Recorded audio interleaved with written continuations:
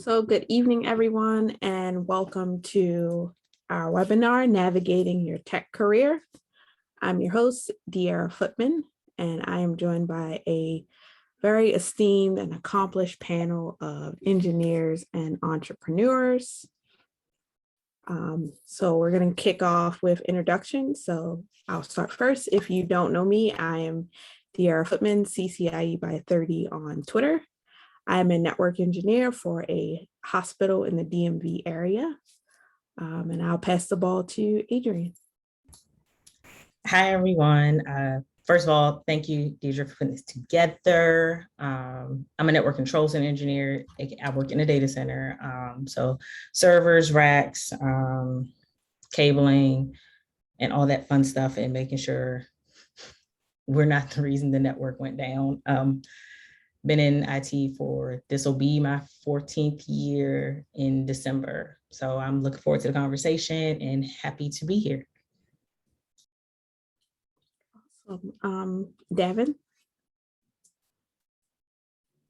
I can find the unmute button.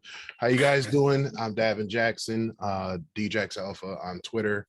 I am an application security engineer / penetration tester. I am also a blogger and content creator over at Alpha CyberSecurity, which is my blog and YouTube channel. And I'm also the host of InfoSec Unplugged, which is usually live every Thursdays. I'm on a break right now. Hope to be back soon. I've been in the field tech overall now about going on 16 years. Specializing in cybersecurity for probably about 6 or 7 now. And again, thanks for doing this, Deirra, and welcome everybody. Thank you. Erica, you are up next. Hello, good afternoon. My name is Erica Cooper. I am a senior technical leader.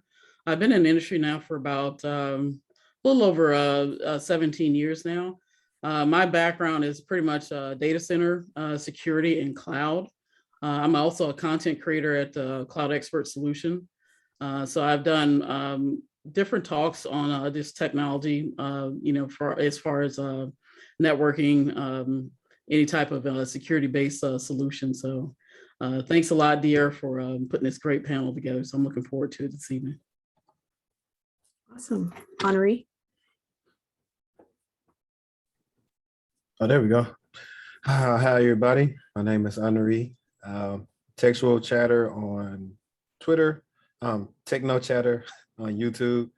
I have around 8 years IT experience. My last, 5 years being an InfoSec. I'm a lead threat analyst at Optiv, which is fancy for pretty much a lead SOC analyst. And I'm excited to talk to you all today. John, next. Hey everybody, what's good? Thanks for having me on. My name is John Breth. On Twitter, I go by JBizzle703, and you might also know my YouTube channel, Cyber Insight. I've been in IT, I think, since 2003. Started off in the Air Force, and I've worked for some consulting companies and tier 1 ISPs. Kind of started off as a network engineer and then moved into cybersecurity engineering and then into architecture roles. I now have my own IT and cybersecurity consulting company where I do architecture work for various clients. Awesome. So Kim, a little bit later, she is a Salesforce consultant and career strategist over at Lipstick and Tech. And Brittany Bronson is a resume writer and career coach at Rebranded Career Consulting, and she'll also be joining a little bit later. Tracy and Ayo will not be joining us tonight, but please definitely follow them on Twitter. They share a lot of great information. So I kind of broke this up into like 6-part. From, you figure out that you're interested in tech, you might not know what you want to do, and then just going all the way to you get your first role and figuring out when it's time to move on. So I just want to use this evening to just get you guys' opinions and tips on what a person should do at each stage of their journey. So the first stage is, I think we've all gotten these DMs on Twitter. hey, I think tech is really cool. I don't know what I want to do. Please help me. So the first question we have, or talking point rather, is just tips for figuring out what exactly you want to do. You know you're interested in tech. You haven't really figured out which way you want to go yet. So who wants to go first? I'll go since nobody wants to go. For me, I kind of gravitated towards what I was already naturally good at, like what things kind of already fit that thing, my interest already. Like, and the funny thing was, the first thing I tried didn't work. Like, I was like, oh, I'm gonna be a programmer. I was like, I took my first programming class. I was like, full stop, let me out of here. This is not for me. And that's okay. Clearly, but I was in college, so I was paying for it. So I wish I'd had time to play around a little more in the different areas before I settled, but just kind of go with what comes naturally at first, because it's overwhelming. Like, there's programming, there's UX, UI, there's all these different avenues. I started troubleshooting, so I started hands-on with hardware. So that's kind of how I ended up in the vein towards the data center. So I say start there, but if you can find some free courses, just even the small ones out there, Udemy, there's all these different sites, play around and see what kind of speaks to you. Or you're like, you know what, I want to learn a little more. Like, I wouldn't have dove in shelling out money first, playing around, trying to figure it out. So for me, I actually had this conversation with myself twice. So the first time, shortly after getting out of the military, I tried my hand at a bunch of different things, trades. I was an electrician for a little while, fell off a ladder, walked off the job site after I realized I could still walk.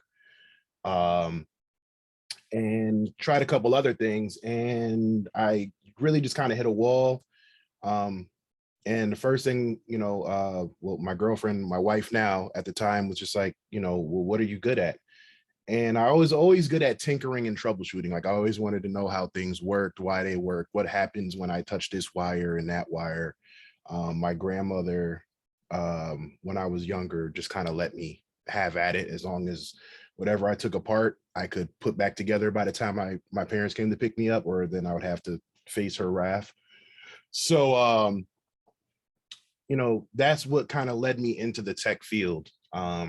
And it started off doing like, PC support. So my first job was at Circuit City, and doing, putting the computers, taking them apart, building custom builds, adding RAM, removing hard drives. Then it moved to doing more like tech support, so removing viruses and stuff like that. And then did that for a little while.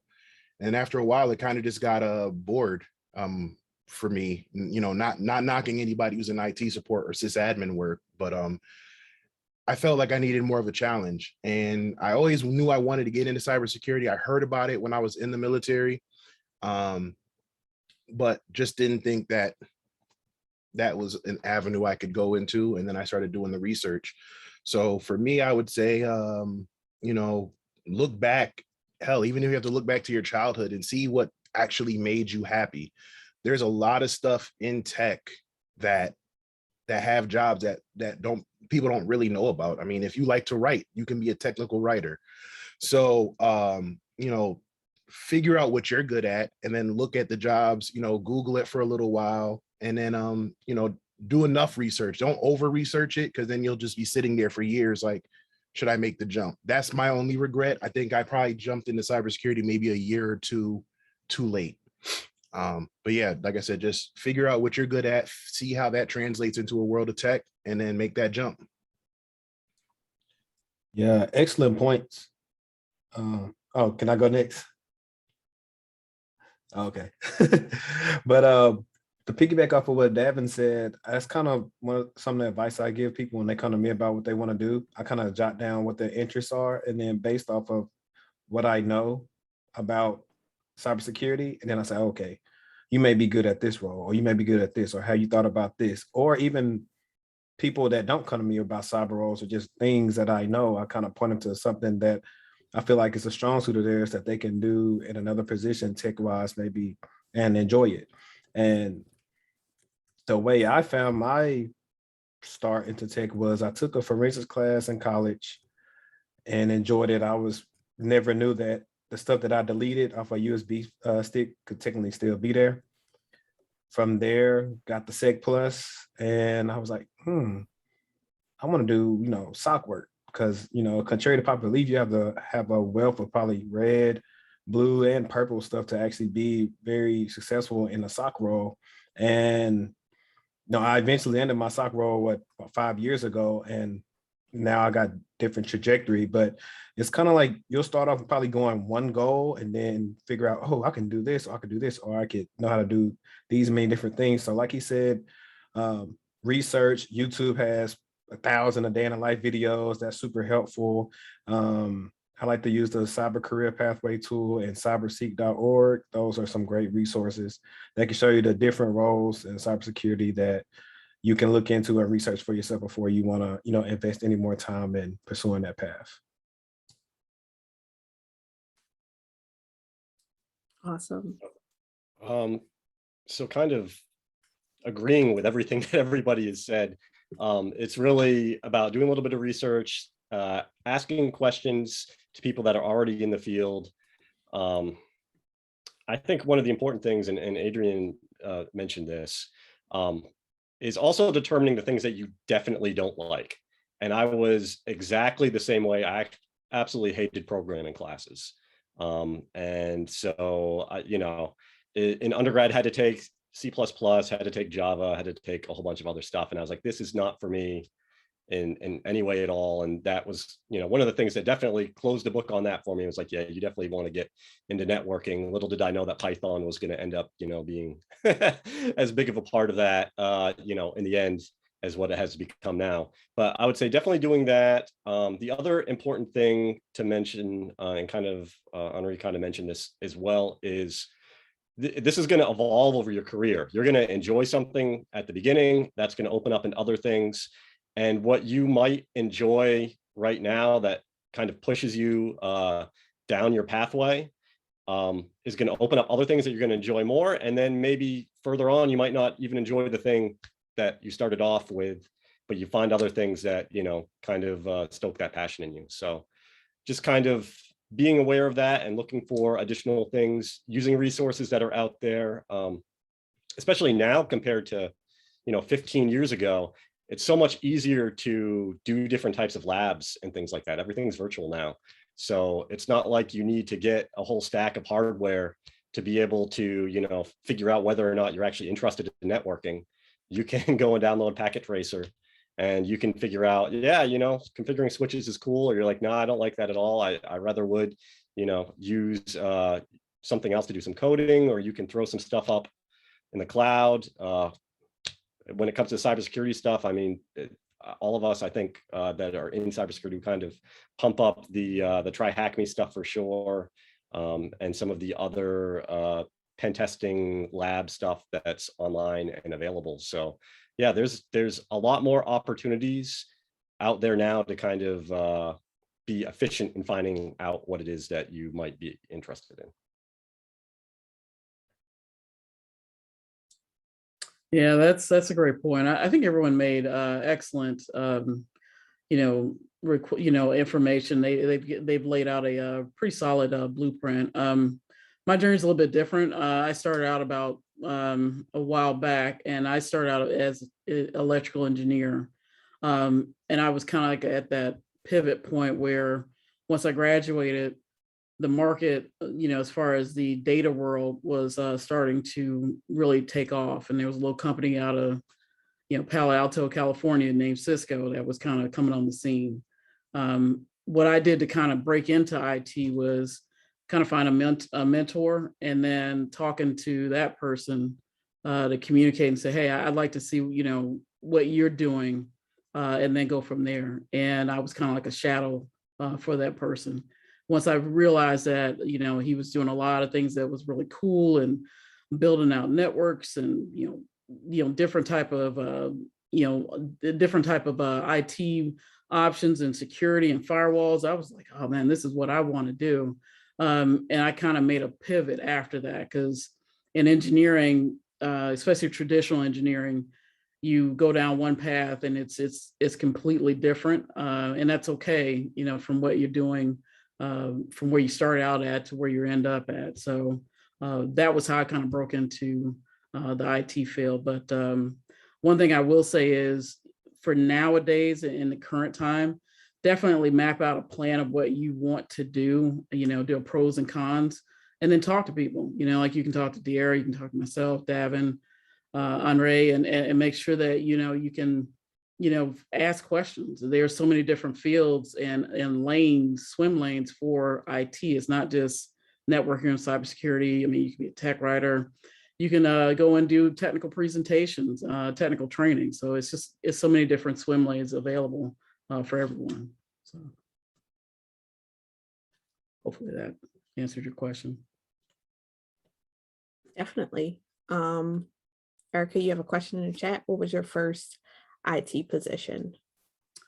So my very first IT position was an internship with a company called NCR. They were pretty much the sister company to AT&T, and they are like the company is named National Coin Register, or NCR.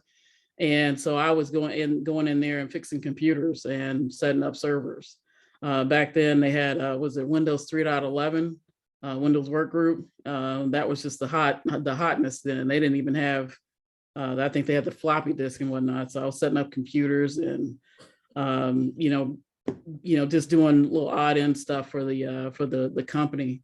They wanted to hire me after, you know, college, but I wanted what they were going to pay me, and with my student loans, just being honest and transparent with my student loans, it wasn't going to make I didn't see an option out of my mother's house. So I was like, I got to do something different. And that's why I found a mentor to kind of guide me. And I was able to look up and get a position at Lucent Technology. So, and I got that straight out of college. So.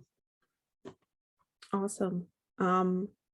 So for me, I've told this story a few times, but like Davin, I always love tinkering with stuff, you know, taking stuff apart, figuring out how to put it back together. And I just kind of fell in love with technology because it was just like, this is the coolest thing I had seen. I was like in third grade, and that curiosity just kind of stuck with me. I kind of had not really kind of, but a bit of an unconventional way into tech. So I attended a vocational high school, which means, for those of you who don't know, they give you training in a trade. So tech, electrical engineering, construction, all of that type of stuff. And you also do college prep work. So, you know, when you graduate high school, you can, you know, either you're prepared for college, you're prepared to go into work, or a combination of the two. So I initially went in under graphic design, love technology, love being creative. And I attended a program where all of the seniors presented their final projects, and the seniors from the Cisco Networking Academy came up, and I had never even once thought that there were people who made the internet work. And I was like, you know what? I want to figure that out. That's what I want to do.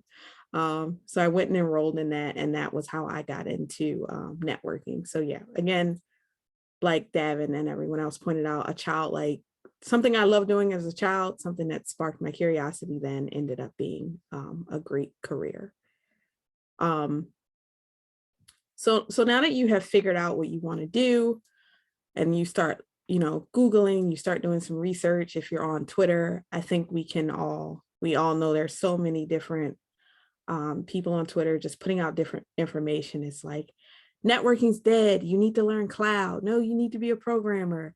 Like, it's just information overload. So what tips do you guys have for people finding legitimate information and then cutting through all of the noise? And for everyone in the chat who is asking about mentors, we're gonna get to that in a second as well. Well, I think answering this question will probably help answer those questions as well. So to find the information, again, this is why you have to kind of do the research as to what you want to do. Because a lot of times people come to me and say, I want to get into cybersecurity. And I'm like, well, there are literally probably 100 different jobs you can choose from. What in cybersecurity do you want to do and why you want to do it? So once you figure out exactly what you want to do, Google and YouTube is probably the first two options I would start with, just because those will lead to other YouTube channels, other blog sites, other content creators, and then that will lead to their Twitter handles, their Instagram accounts, if some of them are doing TikToks, whatever. And as far as finding the right person, there's a couple things. I'm trying to be politically correct here. Find who speaks to you, first of all, right? It could be someone who looks like you, it could be someone who doesn't look like you, but find someone who you feel like, okay, they are knowledgeable in what they're in what they're saying, but it's also helping you. Don't go for all the bells and whistles, right? Someone could be really great and a really great influencer, but they're a really good programmer and you want to be a SOC analyst. That's not really, you know what I'm saying? Like, yes, that's some of the stuff can help you there, but that's not going to help you in your overall journey at first. So find someone who speaks to you that's in the field that you want. As far as, like I said, the vetting the people, it all depends on how you look at people. Look at if they have a blog site, read some of their articles. If they have a YouTube channel, look at some of their stuff. If it helps you, if it's helpful to you, then that's someone that you should follow. If it's someone that's not very helpful, then there are literally thousands of other people on all of these sites that you can look up. Hell, we do a list every Friday. So, just look to who speaks to you and is going to be most helpful to you. One of the things that I would say, as far as, finding what you want to do, finding and vetting someone, is you really have to watch how people move. So there's a lot of people that put a lot of information out there on Twitter, and then sometimes you'll see other people dispel that information. So for example, I saw something, and I think Deirra, you had raised the attention flag because it's someone that put out there, oh yeah, an entry-level VMware cert or Red Hat cert is entry-level. And I'm like, yeah, no, that's not the case. That's not even close to being entry-level. It's like, trying to prep somebody to, take your CISSP and think that's entry-level. It's just not, it's not gonna work. One thing I will say is within the IT industry, you kind of know people because of how they, are affiliated. So, and I hate to say affiliated, but just who they, who they are surrounding themselves with. So for example, if you know someone in IT and security, then I know Davin, I'm going to look and see, does Davin follow that person? And I probably reach out, hey, Davin, what do you think about this? And really kind of, engage and, communicate with them, because Davin is a respected person in the security field.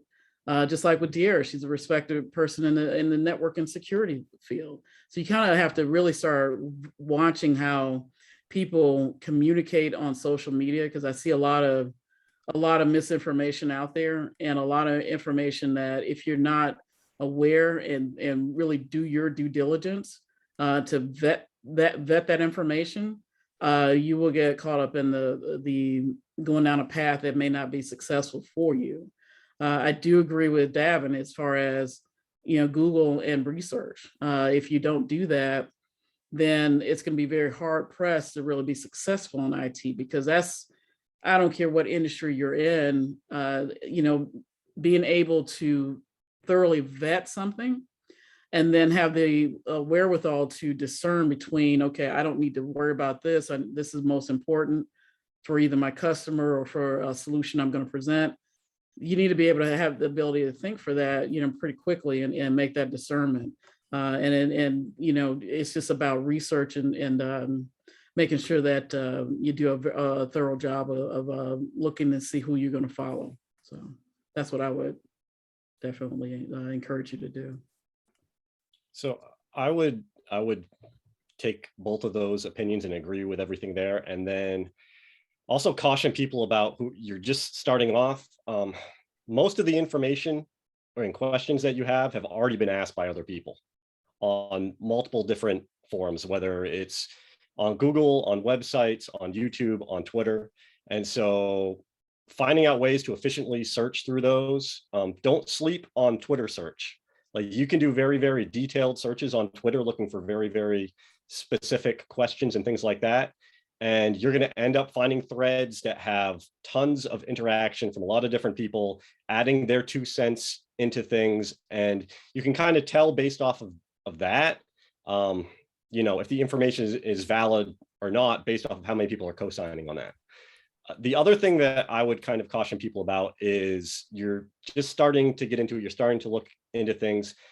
Be careful about people that are just trying to sell things to you, because a lot of the information that you're looking for is completely free. It's out there. And there's a balance that everyone has, and everyone needs to figure out what this balance is for themselves between finding the information on your own versus paying for the ease that comes with somebody curating information together for you. But most of the beginner level information that people are curating for you that you might be paying for is easily accessible out there if you just go on Google and look for it.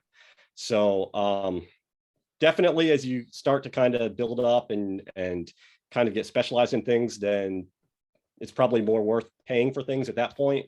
But when you're just starting off, just be a little bit cautious about jumping in and putting your money into things right off the bat. Real quick, I like to tell people it's a thin line between mentorship and coaching.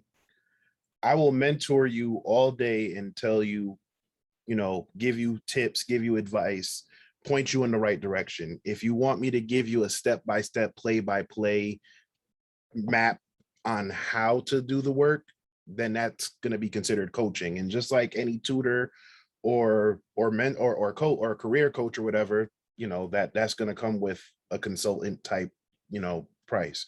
So that's the balance I usually say. Like, if you want me to say, hey, check out this article or check this out here, but if you want me to sit down with you and go, okay, these are the certifications you want to get, this is where you need to study here, I'll sit with you and answer questions like once a week or something with you. Yeah, that's a little different.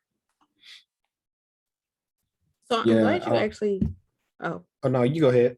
Go ahead and finish your point, because I'm kind of I might change the direction. So go ahead.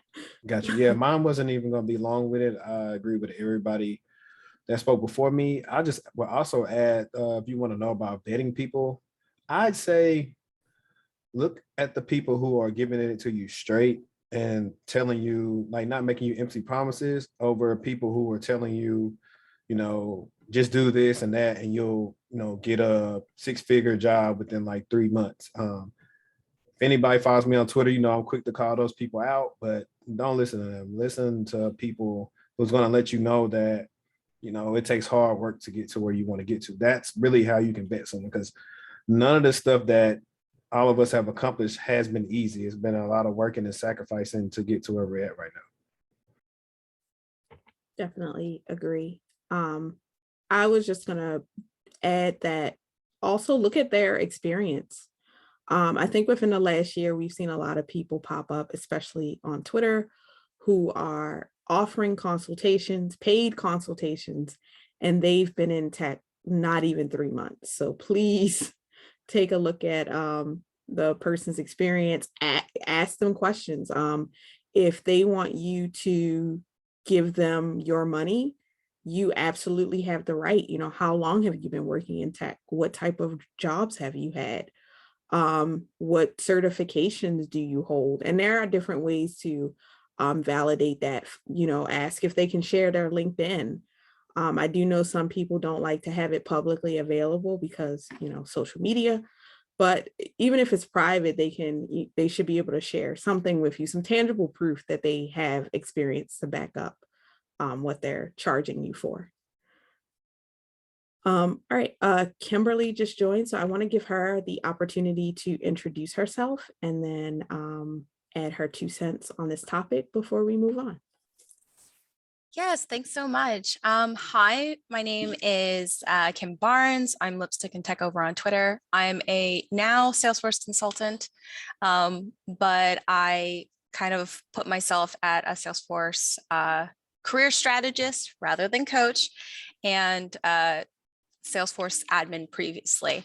That was kind of my more inspired jump going into the tech industry. I was a help desk associate and was working really long, hard hours with little pay, and notice like for a lot of people, pay is the incentive for going into tech. But the reality is, I transitioned from administration to consulting, and even days like this, like I'm going to have to go in and out because I'm on a really demanding project.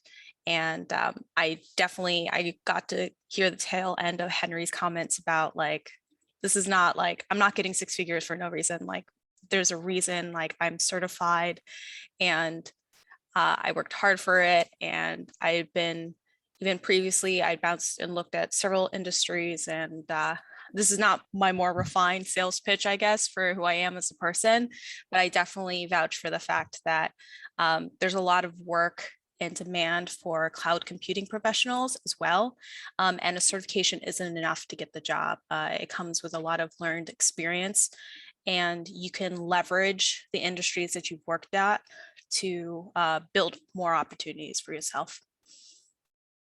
Thank you so much. So just to catch you out, we were just talking about, folks, they figured out what they wanted to do. They're trying to gather information and they're trying to make their way through all of the noise that exists on social media and just tips for vetting people.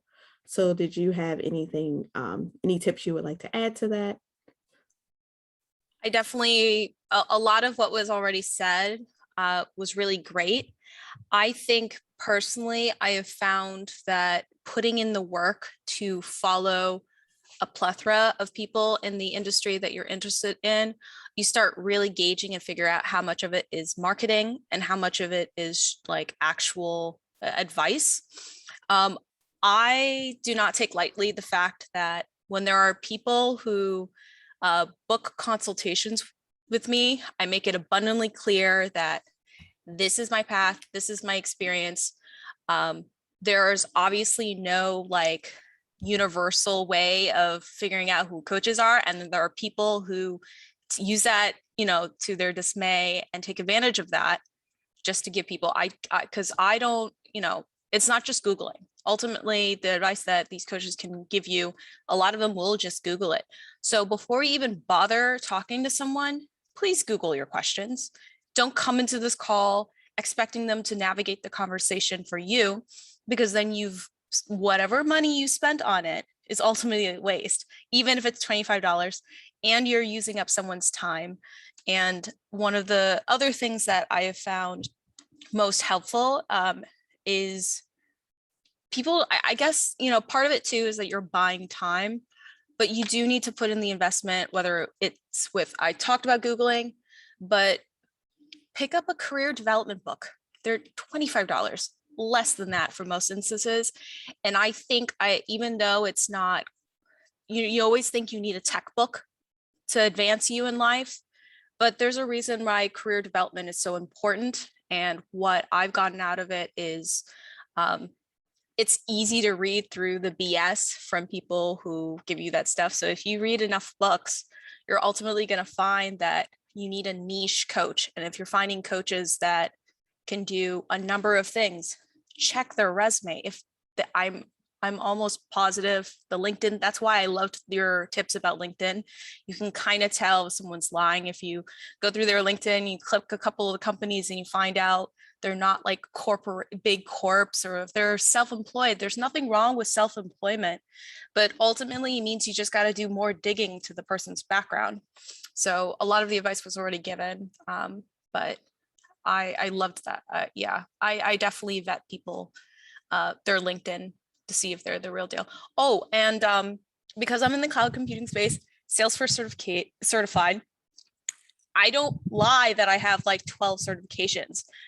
I have one certification and that's fine, but I have the experience. I can vouch for that. If you find anybody saying they're like 12 times certified in a space where there's only like If you had done the research, you could have found out that there's only like 4 certifications for the industry. That's a red flag right there. So even if it means like looking up their certifications, ask for an email. Ask for an email. Just like, hey, I want to check out the certification space.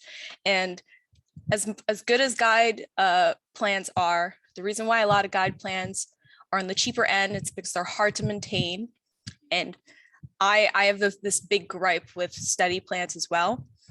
I let people know like, hey, it's hard for me to keep track of all these study plans. I don't tell people I don't have these certifications, but I know there's work that's involved. So I kind of bear in the mid ground of being a business owner, but also recognizing the fact that like I want to provide value. So even in the, like if you want to ask for previews of study guides and stuff like that, sometimes the hard work is worth it.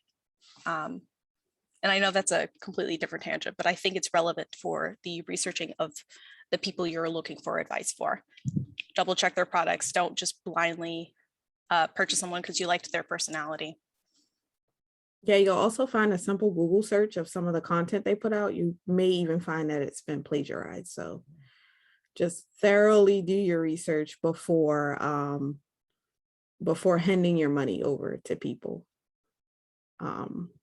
So with that, someone did in the chat ask about finding a mentor as far as paid mentorship versus unpaid.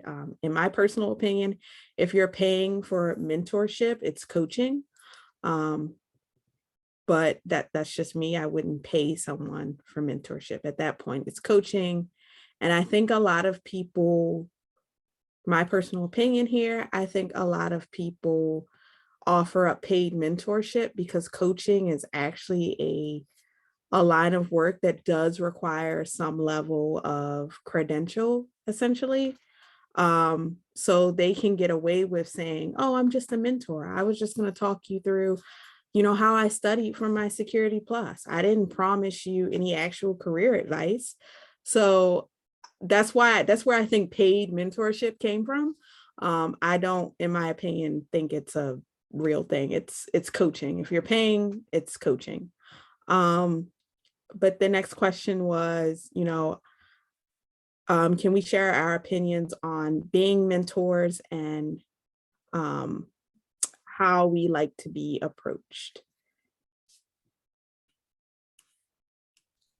For me, I've had people just come up and ask in person or, slide in DMs, hey, this is, and they're generally already clear on what area they want to go into. So the questions I've gotten have been a little specific, and that's totally fine. I will answer any question, like my DM's open. I don't mind.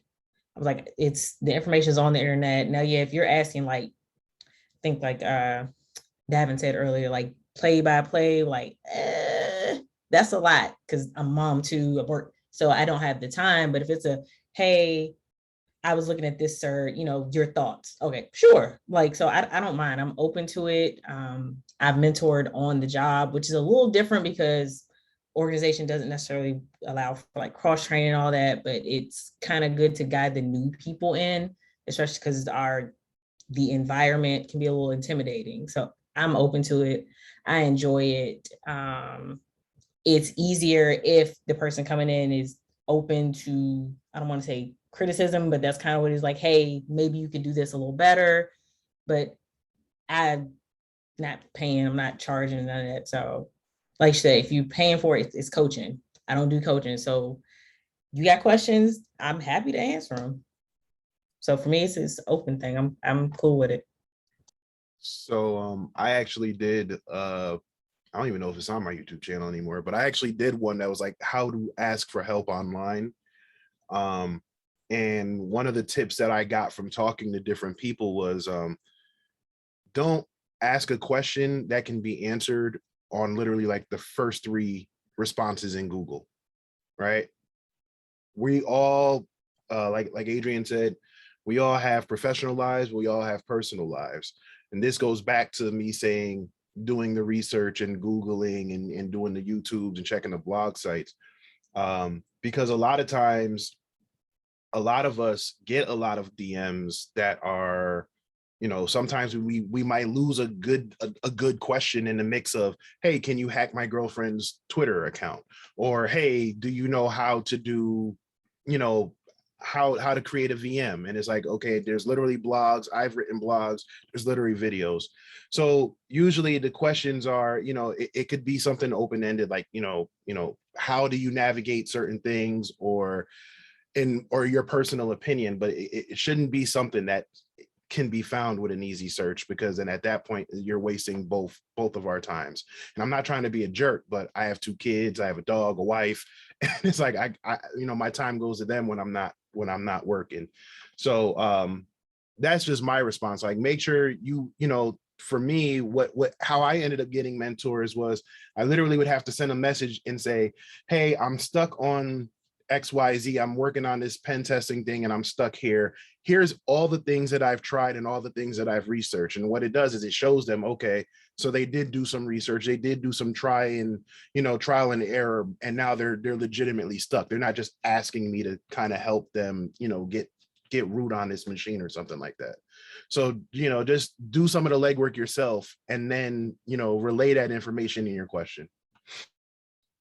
So I would say for myself, over my career, the people that have kind of mentored me the most never were in like an official role as a mentor. It was always people that I've either met, that have become friends, that just knew more about certain things than I did. And there was just kind of, a sharing of knowledge, which I think is a great thing and something that I try to do, with everything that I've picked up. When it comes to requests and stuff like that, yeah, I agree with everything that everybody said. I get a lot of questions. I'm happy to answer whatever questions folks send in. I have, open DMs. I try to get to them. I do get a lot of questions. And a lot of times people already kind of have an idea and they just want like verification that their idea is kind of like in the right direction, just from somebody who's, has a little bit more experience or is a little bit more established. And so I'm always happy to, try to validate whatever it is that their thought is, or be like, have you thought about, these other things? And then also whenever I get questions that seem to be coming from multiple people, I normally try to take that and spin that into either a thread or a post or a video or something, so that then, hopefully if people are Google searching or searching on Twitter or, whatever else, that we're kind of talking about before and looking for specific answers for questions, then they might come upon that and that might help them out as well. I'd like to add too, if you are maybe you're not an entry level person, but that's how a lot of us in the industry, how we make ourselves authorities, is that we write about topics that relate to our industry. It's a great personal branding thing as well. It doesn't have to be your own website. LinkedIn is my favorite. You could always post on LinkedIn. And that's how like a lot of us are able to kind of get to the spaces that we're in. Perfect example was I was getting enough questions and creating content that I ended up getting more questions and building more content. And eventually you get to a space where like, oh, you're known as that person. And that's a great feeling because it means that you're like honing in on your space. And it's honestly, I know the people I want to help are the people who are that motivated and that interested in the space. I often find part of the reason why, at least to your point about the difference between a coach and a mentor, is a mentor is usually someone more aligned in your space versus a career coach could be in or out of where you're looking at. I think the reason why I go with strategists specifically, and yes, I am talking about myself, but I make this point just to say I'm not credentialed. Going back to a previous comment, if they're not credentialed, just know there's an asterisk to any advice that they give you. And so the content creation thing, look at the content people are sharing with you. And the best way to at least ask for advice is just sometimes it's just flattery. You can literally just look at enough of their content and be like, hey, I liked what you said in this article. I tried this though, and I'm not sure I agree. We like constructive criticism. I think, or I guess people generally don't like to be criticized, but we like constructive criticism, and it brings out a great conversation. And ultimately you'll build enough of a bond with them that, yeah, then maybe you'll eventually get to the point that you can become their mentor or mentee. People don't like being asked for favors like mentorship when you've built zero connection with them. So that's kind of one of my biggest gripes is people asking me for favors that I've had a single conversation with them, and then they're negative, and it's bad juju if anything. Yeah, I mean, everyone's spot on. I do want to take a second and introduce Brittany Bronson and give her an opportunity to tell us a little bit about herself, and then just kind of add any tips she might have. So Brittany, we were just talking about tips for, figuring out, you figured out what you want to do, just trying to cut through and vet people, cutting through the noise on Twitter and stuff like that. Yeah. Hi, everyone. I'm Brittany. Many people may know me as Bossy Brett. I apologize for my tardiness. I'm pursuing my doctorate and my classes are Thursday evening. So I really, really apologize. This was super important. Deirra's mission is super important to me. She's an incredible advocate in this space for Black and Brown women, as well as Black and Brown people, moreover. So I would not miss this for the world.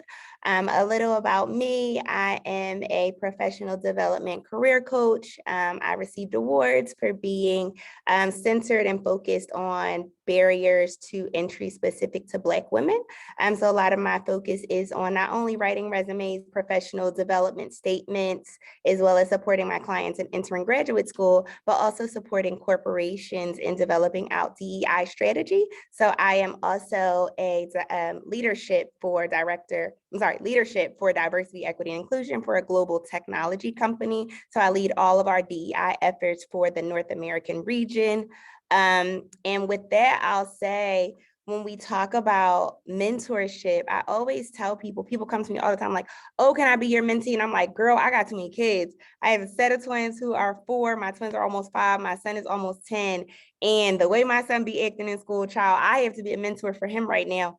But what I will say is I'm always willing to provide resources, right? So I've been a single mother before. I've been in a domestic violence relationship before. If you're coming to me to say, hey, I like what you're doing, how can I get to where you are? I'm gonna give you the blueprint. Girl, I rewrote my resume. I went back to school. I found a company that will pay for me to go back to school. And I just worked my way up there. I'm certainly always open for questions. And I think sometimes people confuse, we don't have to have a 6-month mentorship relationship for you to ask me a question. And I think sometimes they can get really conflated. You don't got to be my best friend. You don't got to be a previous client. If you literally just want to know, girl, where you get your shoes? I'm gonna tell you. If you really want to know, how would you convince your job to pay for your doctorate? I'm gonna tell you.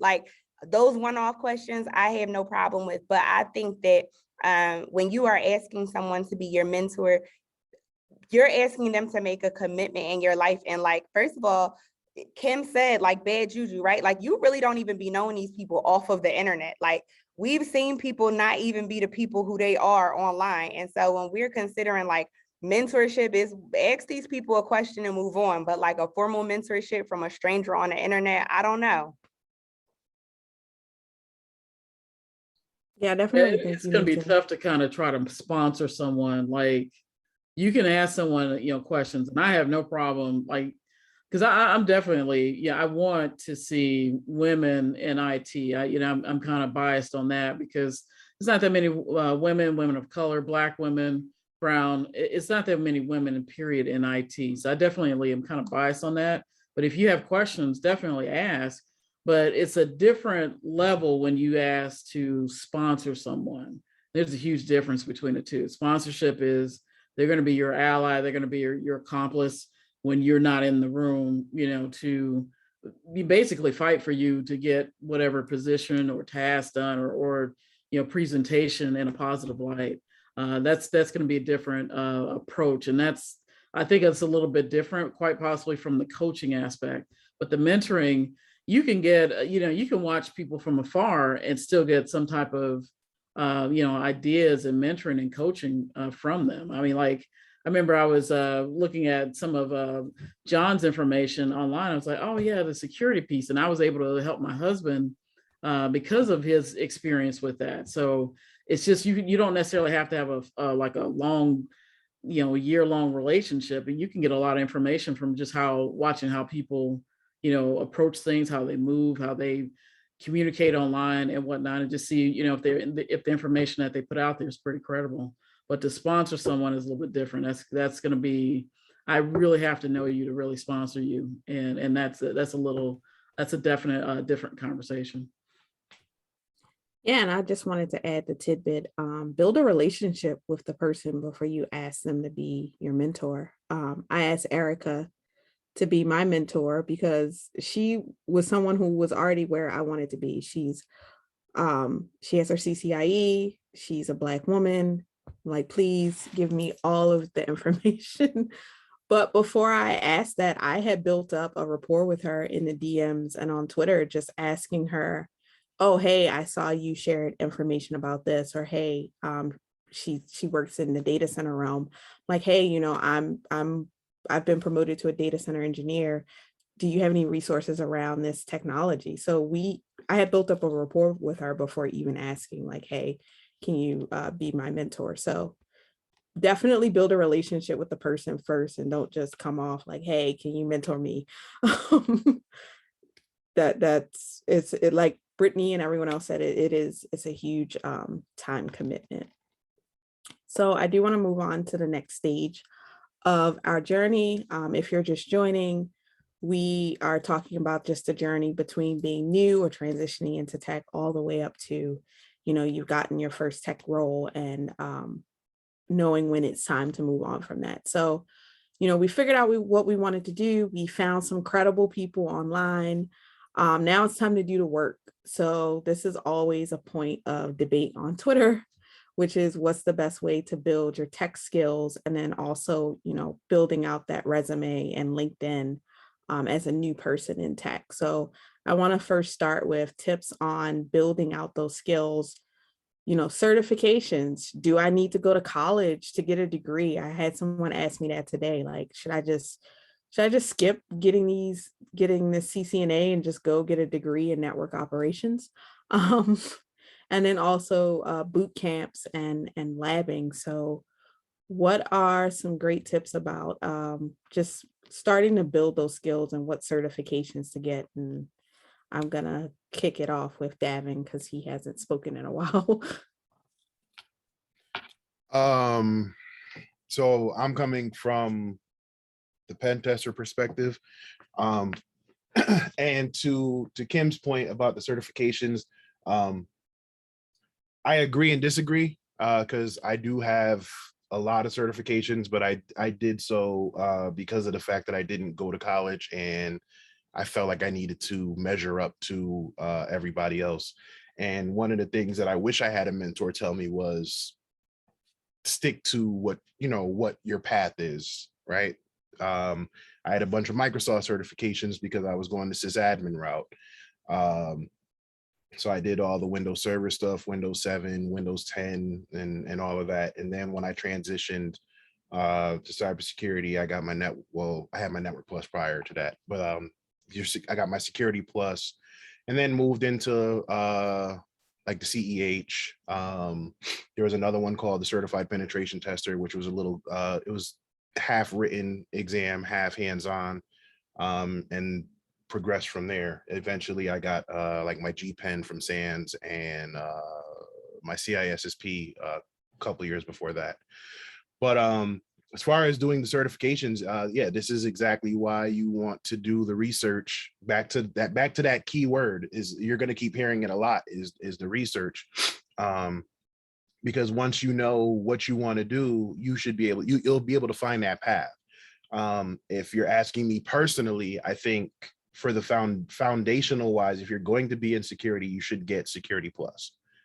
At least when I took it, it covered a lot of different aspects in security, and it kind of gave you that basic information, that basic knowledge that you would need to help build your security career.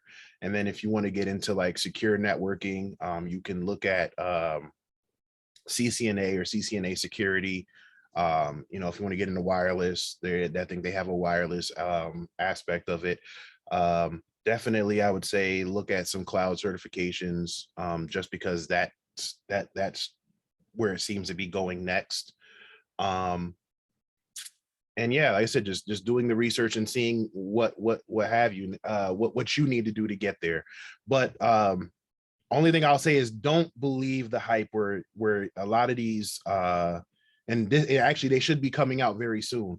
You're gonna get these lists, and the lists are going to be, oh, if you have these certifications, this is the salary you should be making. Do not believe those. And the reason why is because the thing that they don't tell you is you also should have a certain amount of experience to go with it. And to get that experience, you're either gonna have to get on the job training or you're gonna have to do labs.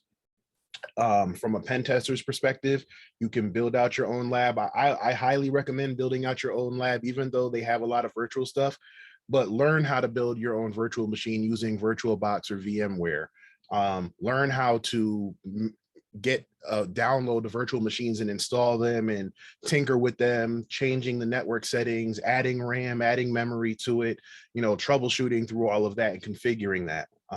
Why? Because if you're going to work in security or pen testing, at some point you're always going to have a VM or a Docker machine that you're going to need to use or go back to do some of the work. So get that hands-on experience. You know, there's VulnHub, try Hack Me, Over the Wire, Hack the Box, Pen Tester Lab, Pen Tester Academy. There's like so many different routes you can go. I'm a big advocate for Udemy. Udemy is always having a sale, and you can grab a bunch of stuff on Udemy for $10. You know, if you're gonna go and, you know, it's less than a monthly bill for Netflix. Grab a couple courses for $12-13. Same thing like we talk about with the professionals. Vet some of these courses, because some of these courses, you know, they're not worth the $10-15. And then others are professional certifications. You can get boot camp like courses for 90% less than what you would pay for a boot camp. So get those certification courses, take those, and then save your money up to get a certification course. AWS does free courses. Microsoft does free Azure courses. I think Google's courses are free. And then it's $100 for the AWS CCP certification. You know, these are the things that you have to do, but get the hands-on experience with it. Once you get that hands-on experience, I like to say document it. Right. So from a pen tester's perspective, if you know you want to get a pen testing job, write up one of your VulnHub write-ups or your Hack the Box or your Try Hack Me, write up what you did from recon to root. Write it all up, write it detailed, write it like like you would do it in a professional setting. Bring that with you to your interview or attach that to your resume to the hiring manager for that pen testing role. Why? A lot of these jobs might actually have you do a hands-on type thing, or they might start asking you some real technical questions.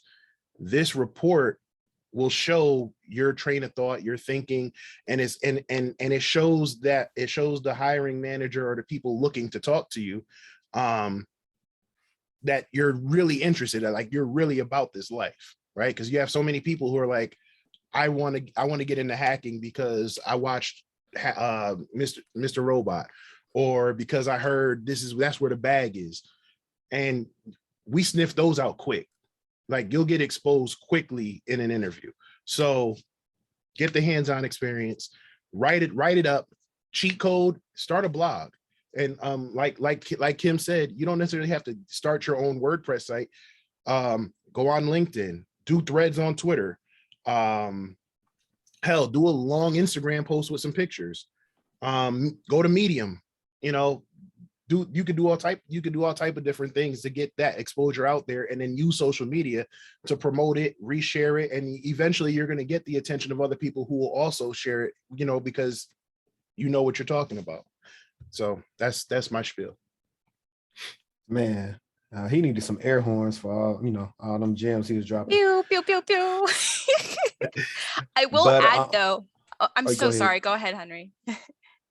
Okay, I guess I'll go.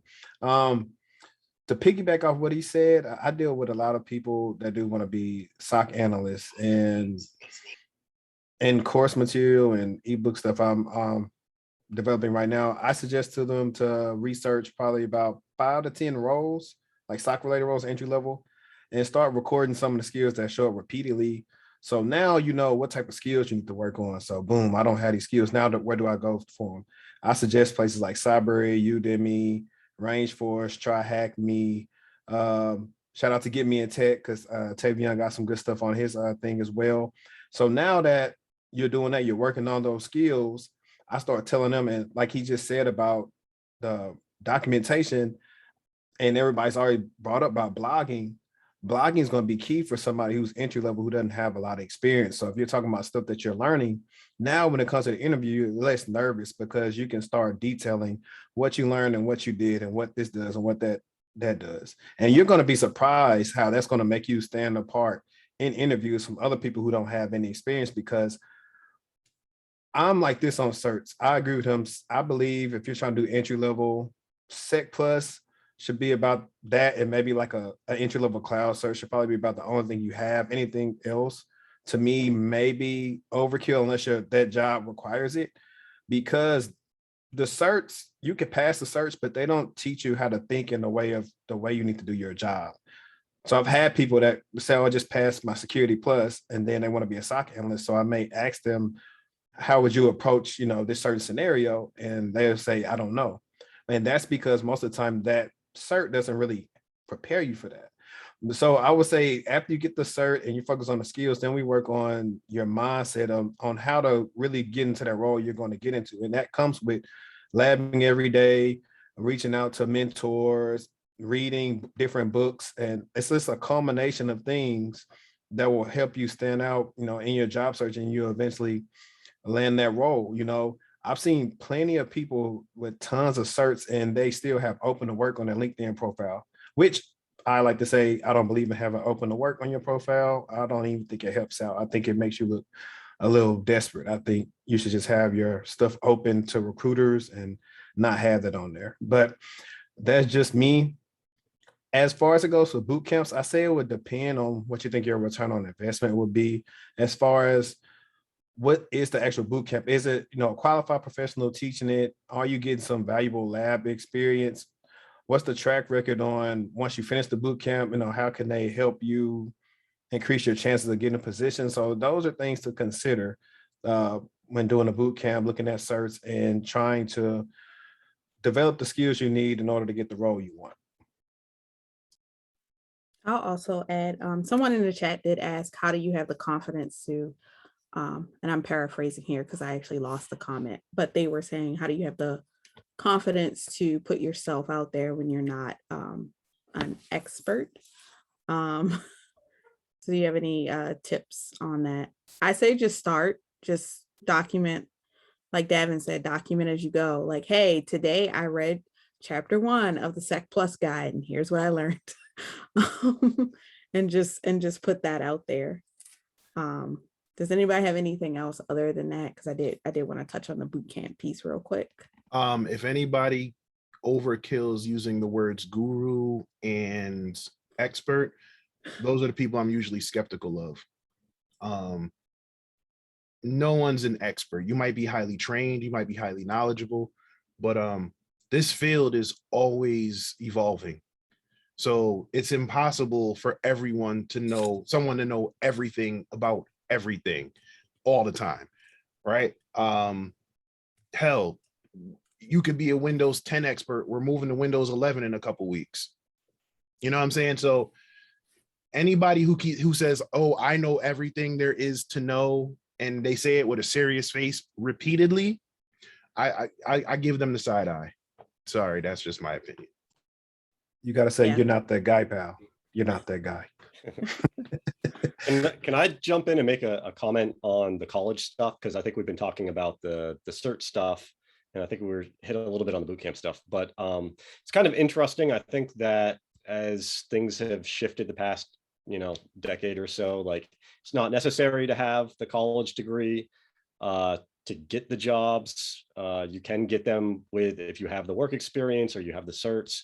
But I wouldn't go and write off college degrees, right? Off the bat. The thing is, it really depends on your situation, the job that you're trying to go after, who are you competing with for the job that you're going for? Because if you match up the same and the other person has a degree, the person with the degree is probably going to get it. So you want to take that into account. Your financial situation, is it worth going and getting $130,000 or $150,000 in debt for a degree? Probably not. But there's other ways that you can go around, work around that. Community colleges are awesome. Don't sleep on community colleges, especially if you're getting into entry-level IT or cyber stuff. A lot of the classes in those community colleges will be aligned with entry-level IT or cybersecurity certs. So you can kind of knock those out at the same time. And that would be cheaper than paying for boot camp for said cert, because you're talking about, a community college class is probably somewhere between $300 to $500 for the class, compared to a boot camp, which is probably, $3,000 to $5,000.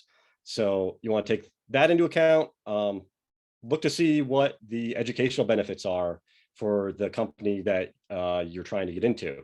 Right. So if you're able to get into a place that's willing to pay for your college and you can get that job there, then do that and don't worry about, trying to get the degree right off the bat and work on that. There's a lot of other benefits that come with a degree outside of just the technical classes that you take. Right. So there's the networking that you get out of that, the non-technical skills. So if you're coming from a background in other professional environments and maybe you already have great written and oral communication skills, then maybe that isn't a thing that you need to focus on. But if you've never had any experience in those types of things at all, certain college classes that aren't necessarily cyber related or networking related or programming related might help fill in those gaps a bit for you. So just kind of really depends on the situation, depends on the job you're going for, and depends on, if you have the ability to pay for it now or the chance of having somebody else pay for it later. I'd love to add to that because I got to a crossroads myself when it came to, do I want to get more certifications or do I want to put in a consideration for additional education? Brittany knows that I worked with her to help me get into my school. I'm going back to school myself because ultimately, and this is one of the things you'll learn, by the way, thank you. This is one of the things you'll learn is that it's not one size fits all when it comes to a lot of this stuff. For me, I knew that in the future, I wanted to be in a more managerial function, so more of a functional tech person. But if you're the kind of person that you're like, I just want to strictly tech, be a technical architect, at least I'm speaking to the Salesforce industry, then what I'm doing, going back to school, is probably not for you. But ultimately, I wanted some skills outside of Salesforce. Writing skills are incredibly important to our space, and you could really learn a lot of great stuff if you're able to at least communicate. That is like the one skill that's like, I don't think we emphasize it enough, but I love the band of people that I work and am surrounded with because they all agree with the same thing. And I knew that's one of the reasons why I went back to school. I never really got to the point that I thought a boot camp would be worth it for me. I had the 4-year degree, which, already not everybody can even get the 4-year degree. And so I've worked with lots of people in my industry who, similar to what Davin, I'm sorry if I butchered your name there. I've worked with people, he's also a developer, Salesforce developer, no 4-year degree, has a ton of certifications in the Salesforce space. If you transition, so long as you support yourself with education, sometimes you just gotta, take the L with the fact that you might sacrifice a little bit of money to get into the space. And I think I don't think there's anything wrong with that. I took the L going into my first admin space. I stuck with the job for a little bit because I really wanted the experience. And then ultimately when I moved on, And the decision for me for moving on was really just like, okay, I've checked all the boxes. Attend interviews. One of the best ways you can find out if you're in the right path is just say yes to an interview. You'll find out really quickly, oh, I'm not up to par with the market. So I think that's ultimately what made me figure out that, okay, maybe I am actually underpaid. So just some insight. So I just want to piggyback off of both Kim and John. So I don't push education because I absolutely understand that there are significant systemic barriers to Black and Brown people even achieving higher education. So like, I'm never gonna say, hey, go to school, because like, I get it. Like, I grew up in a project. I don't come from a family of tons of money. So part of the reason why I'm even at the doctoral level was it was just like, oh shit, they want their loan money back. I guess I gotta go back to school again because I don't have these people money. So I just kept going. But I say all that to say, I work in the tech industry in probably the most non-technical capacity at all. I literally solely do DEI work. I'm on tech support's line every day. I literally pinged them today like, hey, I need Microsoft Office. He was like, Brittany, we're using the cloud. I was like, I don't like that. I need Office on my computer, right? So I say that to say I have a very, very non-technical role, but I'm very, very well paid in the technical industry because I have degrees that give me an executive level position. So whenever I talk to people and they're like, you know, how do I get into DEI? This is a space that's going to require you to have education. However, you can shift into the industries where the money is. So I just came into tech. I was in public sector doing diversity work for the city of Philadelphia for a very, very long time. And then I kept having clients who was going into the tech space after I wrote their resume. And they was like, Britt, I just got 175K. Britt, I just got 180K. And I was like, okay, fool, if all your clients are going to tech, you need to take your industries to tech. So I began to actually look for director of diversity roles in the tech industry to take my talents there. And that is how I have navigated my little way to the bag, because when I tried to learn the Amazon cloud stuff, I was like, girl, just stick to where you at. Because certifications, it was just too fast. Like, it just wasn't where my skill set was. I'm much more of a stronger writer than I am someone who like resolves problems in a technical capacity. I'm just not strong there. So I say that to say there's a variety of roles in the tech capacity, including the managerial space, the executive space, the operations space, and some of those will require 4-year degrees or some level of higher education. Is really just about deciding what area of tech do you want to be for your bag. Agreed. I never really saw myself as a college person. Once high school ended, I was like, I'm done with school. I'm not doing this no more. I don't want to get up early anymore. But I eventually did decide to just go ahead and go into college. And one question, like I was asked earlier, you know, should I just do a technical degree? So what I actually did was I did the business side. I felt like I could get all the technical knowledge I wanted from a certification standpoint, but what I wasn't going to have was that business, the back end of business. And there are so many specifically technical people who just don't understand the business side of what we do. So I saw that as a knowledge gap for myself. And I'm like, well, if I'm going to get the degree, you know, to help me advance, because at the time I hadn't decided. I mean, I'm still not 100% sure if I'm going to go into the management side, but what I knew was if I do make that decision, I'm going to need a degree. So I might as well, you know, go ahead and take the time to do it now. And I'm just like, I'm going to do business because that's the part I don't know. And business books are boring for me sometimes. So I'd just rather do it in school. Adrian, did you have anything to add? See, muted. I guess so. I didn't take I have a 4-year degree, but I also have certs. And my first cert was because entry level. I was like, I'm trying to get in the door. Like, I got the degree, I got the cert. Like, I need y'all to give me a chance. So that was how I got in the door. I'm currently studying for my Sec Plus right now because I want to transition.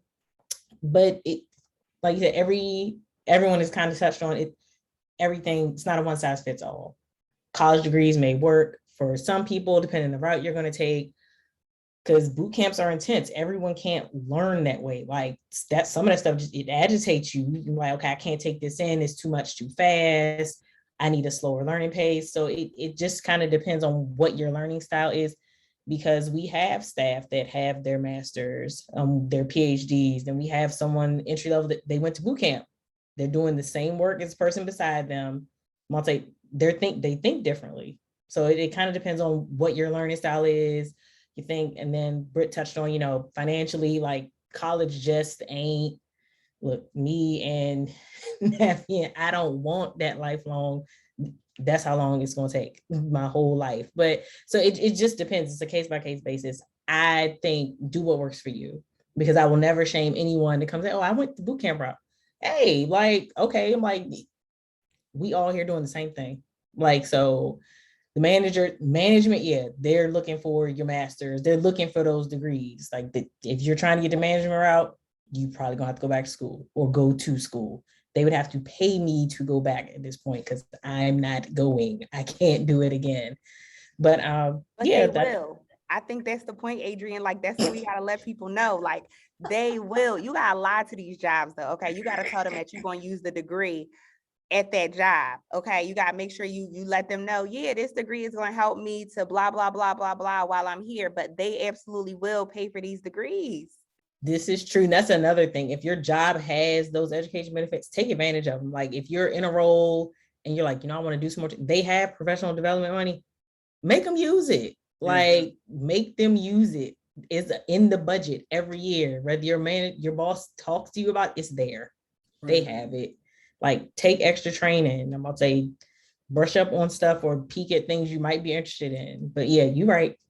But real quick, right. Yeah, because if you don't, you're leaving money on the table at that point in time. Yes. Yeah. True, but just be mindful, because some of these jobs have that fine print where if they give you X amount of money, you may have to stay X amount longer or try to pay it back. That's also true with boot camps, though, too, depending on which ones you go through. So just be mindful of that, because sometimes they'll tell you, oh yeah, we'll pay for this $8,000 SANS course, or we'll pay for this boot camp, or we'll pay for you to go back to school.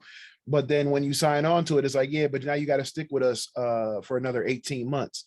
And unless they fire you, because I've actually seen where they say if you leave under any circumstances, because you quit or they get fired, you're gonna have to pay. They prorate it based on how much time you owe them.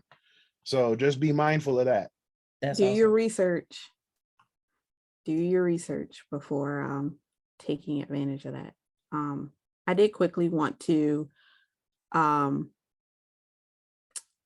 talk about boot camps, because I did tweet out that I was considering taking a $4,000 security boot camp, and my DMs lit up. Everyone was like, no, what's wrong with you? It was Cisco based. Cisco's not even the best security vendor.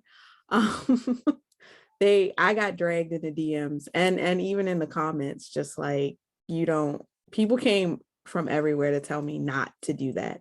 So I do want to just kind of touch on that like a little bit. I think both Adrian and Brittany brought this up, just, knowing yourself and getting to a goal. So I absolutely know I can self-study all this material, but at the same time, it's like, how long?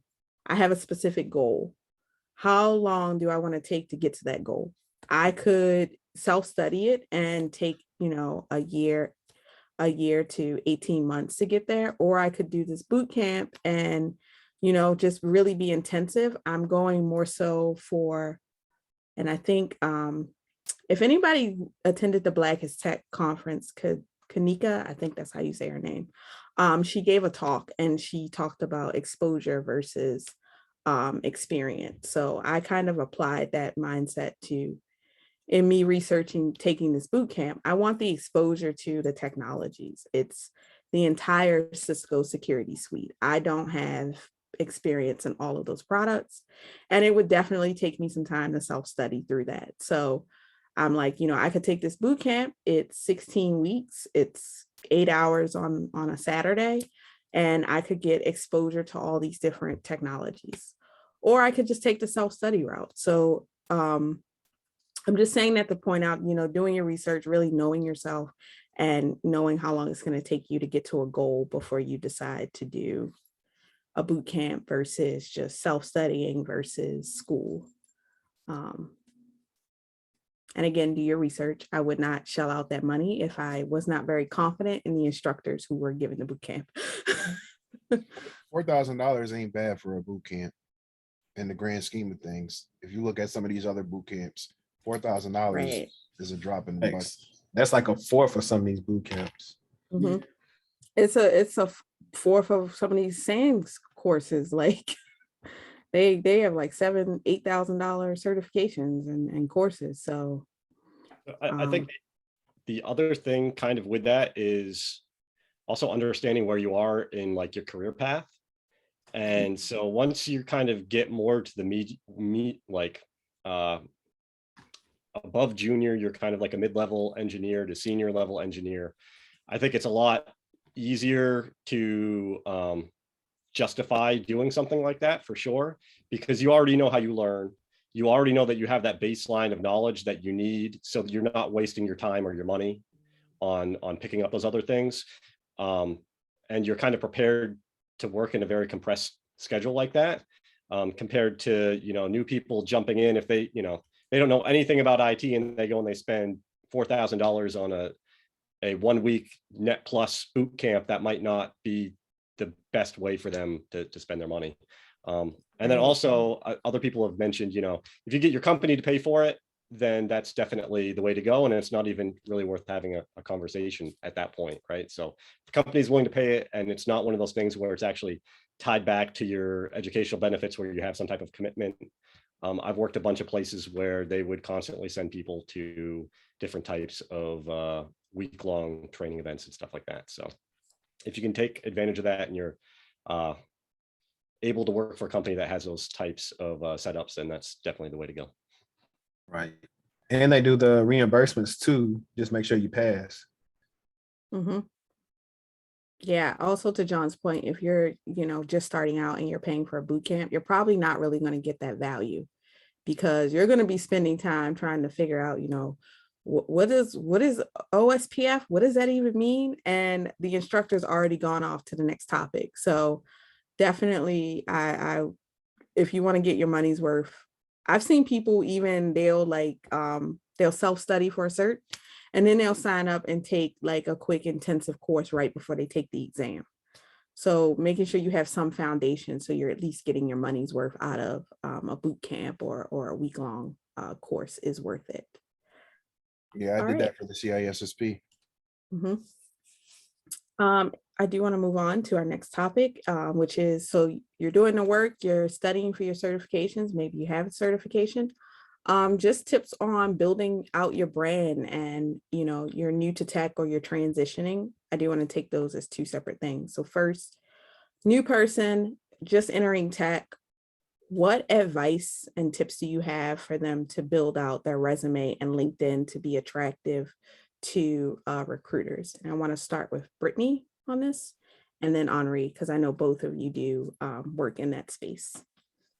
I would say definitely look at the job descriptions that you're actually interested in, right? So like, don't necessarily just look to say like, oh, I'm gonna just write my resume to talk about like what I've done or what I know, but instead look for the actual job descriptions of maybe 2 to 3 roles that you would be interested in applying for, and actually assess, do I have these skills? And even if I haven't done this, do I know how to do it, right? Do I have a working knowledge of this task? Even if I maybe don't have 2 years of professional experience, do I maybe have 1 year of boot camps, learning, training, and then 1 year of freelance work? So that's also something that I always tell my clients. If you don't have the experience to get into a job because you haven't done the work yet, reach out to one of these small businesses on Twitter, get on Fiverr, reach out to like a local, you know, small business in your area and ask them like, hey, I have this certification. I don't have this experience on my resume, but I'm looking to build it. Here are the sorts of projects that I can do for you, or here's the sort of work that I could do for you at a discounted rate because I'm really just trying to get some practical experience with this work. And there's nothing wrong with listing yourself as a contractor or a freelancer on your resume. So when I first started getting into DEI work, I was a DEI consultant, and that's what I put on my resume. I was just like a 3-month consultant, or would do a SWOT analysis, and it would take a 2-week process for varying, literally like preschools, not even like major school districts. So before I could get into the school district, I would just highlight the work that I was doing at I volunteer at my twins' preschool. They ended up giving me a discount on tuition. I volunteered to do their DEI strategy, train all their teachers on cultural competency. And that was my first ever like contract that I could put on my resume because I didn't have the experience to really be applying for DEI roles yet. So you can take that same model or that same format and do that work with small businesses, local businesses, use Fiverr, utilize Twitter, because people are always looking for a small contractor that they could just pay to do some work for them. I will also say that there is a very, very, very fine line between like lying and like showcasing that you could do something, right? So like, of course, right? When people ask my Excel proficiency, I have a very, very low Excel proficiency, but what I do have is working knowledge of how to find out any information that I need to find out to utilize Excel. What does that look like? I be paying my niece to do half of this stuff for me that my job requires for Excel because I don't want to learn Excel for where I'm at, but I'll pay my niece $40 to build this chart, build out this file for me, you know, make it look pretty. Google Data Studio just came out. It's so overwhelming for me. But for my niece, she loves learning this stuff, right? And so a lot of times that's what jobs want to see. Can you get it done? Do you have a working knowledge of who to contact, what resources are available to you to get this done? I would never put that I am proficient at Data Studio on my resume, but I certainly put that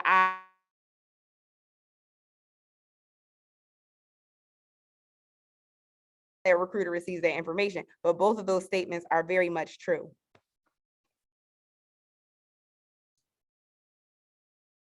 Cool. I guess I'll go next. If you know me, I'm big on pretty much being. Is she still talking?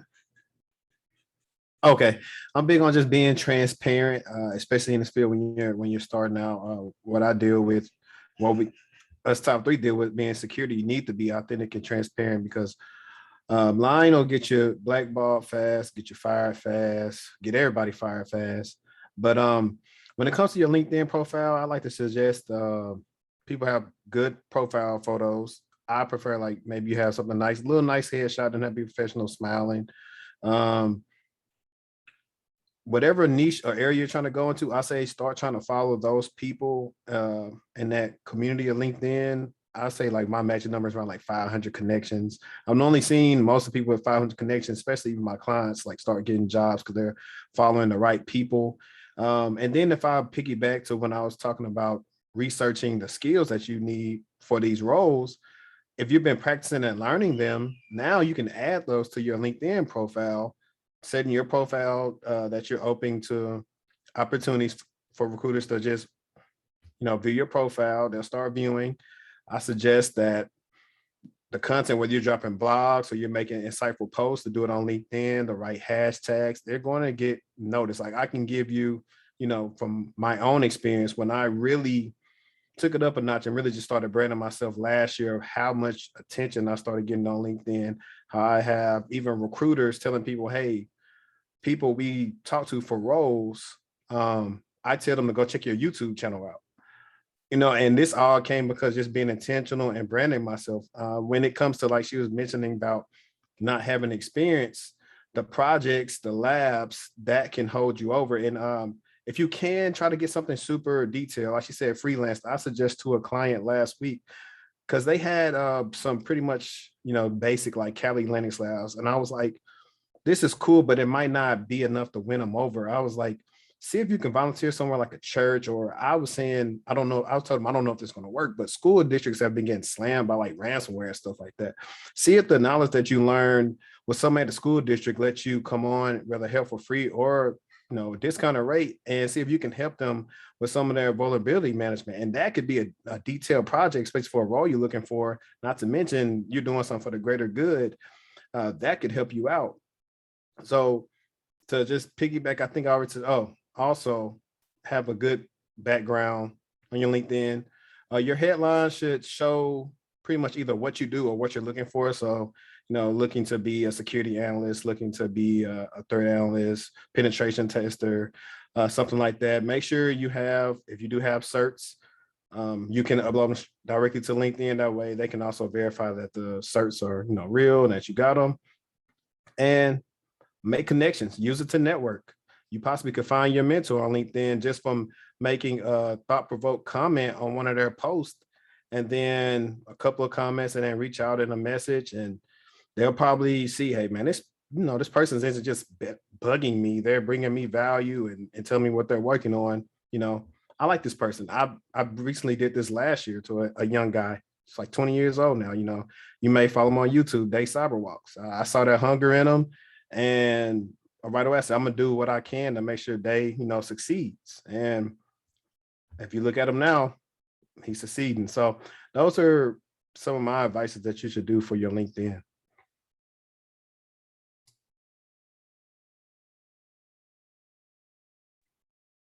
Awesome.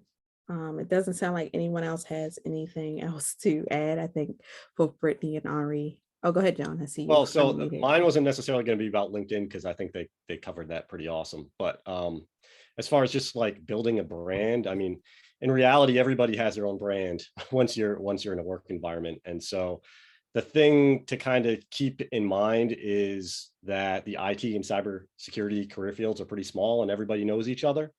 So you want to make sure that, you are treating other people with integrity and respect. You want to be yourself from the beginning. I mean, we talked a little bit about, lying about experience or certs and stuff like that. That's not going to be good. You want to have a lot of grace for other people because you never know what other people are going through. And then being, as helpful and sharing as much knowledge as you can, I think helps build a lot of bridges with people and will help expand your network. And your network will be the thing that probably helps take you, as far, coupled with all of your knowledge and stuff like that. So. Awesome. I do want to say it is okay to say that you don't know. I am 100%. When I get in interviews, if they ask me something, I have no idea what that is, or I haven't looked at that since I touched on my CCNA. But I, add to that like I can definitely find the information. I'm passionate about learning, so it is okay to say you don't know. It helps.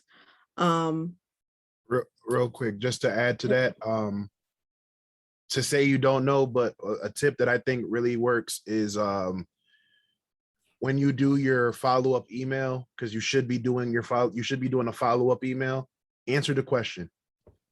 So if you don't know at that moment, but say, I don't know the answer, but I'm pretty sure if given some time, I could find it. When you do the follow-up email, you can say, it was a pleasure, blah, blah, blah, blah. This is, I hope this works out. Oh yeah, by the way, to answer your question, this is what I found. What that shows is, okay, yeah, they don't know the answer, but they're eager enough to go find it. And I mean, I literally had a CISO tell me one time that that's what they liked about me. The fact that he knew that I didn't know all the stuff right then and there, but I was scrappy enough to go and say, all right, yeah, I don't know it, but I'll be back. Let me go spin the block real quick, figure it out, and I'm gonna come back with your answer. So that goes a long way too, especially in this field. Yeah, showing that you can take the initiative and do your due diligence and being an honest communicator will definitely carry you far. All right, I want to move on to our next talking point. So at this point, you've done the research, you've got some certs, you've marketed your resume. And actually, someone put this question in the chat, which I thought was really awesome and timely. How do you know, their question is, how do you know that you're ready for the job? So you've done the certification, you've completed your boot camp. How do you know that you're ready for the job? I also want to add on to that, just tips for people who are applying for their first tech role, and some just general interview tips. I'm going to pass it to Erica because she's been quiet for a little while. So for me personally, I just get out there and I actually just step right out there. If I'm learning something and I don't know, if I'm trying to actually, like if I'm interviewing for a position and it's my very first position.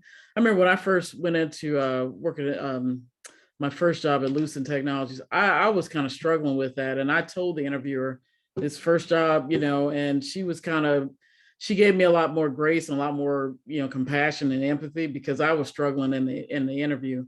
I will say that if I'm, if you're more honest and open with like if you don't, like what they were saying earlier, if you don't know something, definitely don't try to sugarcoat or try to BS somebody, because they're going to pick up on that. They'll pick up on that instantly, especially in a technical screen. But I will say that try to be as prepared as you possibly can. Look up people when you interview for positions. Look them up on LinkedIn, and you'll see what type of if they're going to be if they're a technical person, then they're probably going to hit you up with a lot of technical questions. So just kind of try to be as prepared as possible. I would not get caught up in trying to be perfectly prepared. How do you know if it's going to be when you can step out there? You're not going to know until you actually do it. So you might as well just try to do it. And even if you go for an interview and let's say it's not the most positive, where you get the job or anything like that, but you still learn from that experience. It's not really taking a nail. You actually learn from going through the interview process, and they may ask you a bunch of questions that you may see down the line, for another time that you're going to interview.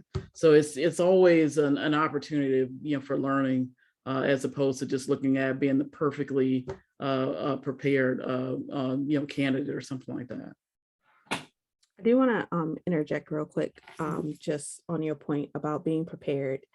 You gave me a tip that changed how I approached applying for jobs, and that was creating the heat map. Can you touch on that a little bit? Yeah. So, okay. So during one of our sessions, Deirra had asked about, preparing for an interview. And I said, well, or preparing for trying to move into a position within the organization. And what I was telling her was that whenever I try to move into any type of organization position, I always do a heat map, and I look at what are my strengths, what are my weaknesses, and what do I have, kind of in between. And so with that said, I approach it from that perspective. If it's a strength, I don't need to necessarily focus on that. But if it's a weakness, then I need to shore that up completely, and then approach it from there. And that means, either, from a technology perspective or business acumen or anything, but it's just really being honest and putting that actually out there. So that way you can kind of build a plan of how you approach that position and that opportunity. Because I would not go into, like, if I'm going to try to, go for a senior director position, and I haven't really done my homework, and I don't know my strengths and weaknesses as far as, for that specific position, then I'm not going to apply for it. I'll just have to, try to do a different approach. But I'm definitely going to do a heat map and figure out what my strengths and weaknesses are for that specific position. And then if I'm weak in that, then I'm definitely going to shore that up before I go and apply for it. Thank you so much, Erica. I completely agree. So I added in the chat box, I added a cut the crap image. And so this is where I use, and it's just a regular Excel form and on Excel document. And on the first column, column A, I literally put every ask of the job description, like everything that they asked for. And then in column B, I highlight every way in which I have done that in my professional career. And if there are boxes with less information, that, to your point, Erica, is where I need to talk up whether it's my education. So you'll see some of the boxes where it's like, it's not talking about professional experience, but I'm bringing in a class that I took. So by kind of presenting it to yourself, one, you're gonna already know your strengths, your weaknesses, and where to, you know, accommodate, whether it's volunteer experience, whether it's education experience, you're already gonna have that information prepared. I also like this method for clients who are transitioning into a different industry. So many of my clients may come from like, oh, I'm going from like healthcare, whether it's like front desk staff to like IT healthcare, and what experiences are you translating, right? There's a lot of people who are like, oh, I only have like customer service experience. And I remind them that if you're transitioning into tech, you're going to be talking to people a lot. Like you're going to have to get along with people. You're going to have to explain very complicated processes in a very, very simple way. And so showcasing your transferable experiences is certainly like super, super important and super, super high level. I've put a picture of what it looks like when I haven't done, this is like a 2-year-old one, but this is a model that you could duplicate to do the heat map that Erica mentioned. Y'all are on it.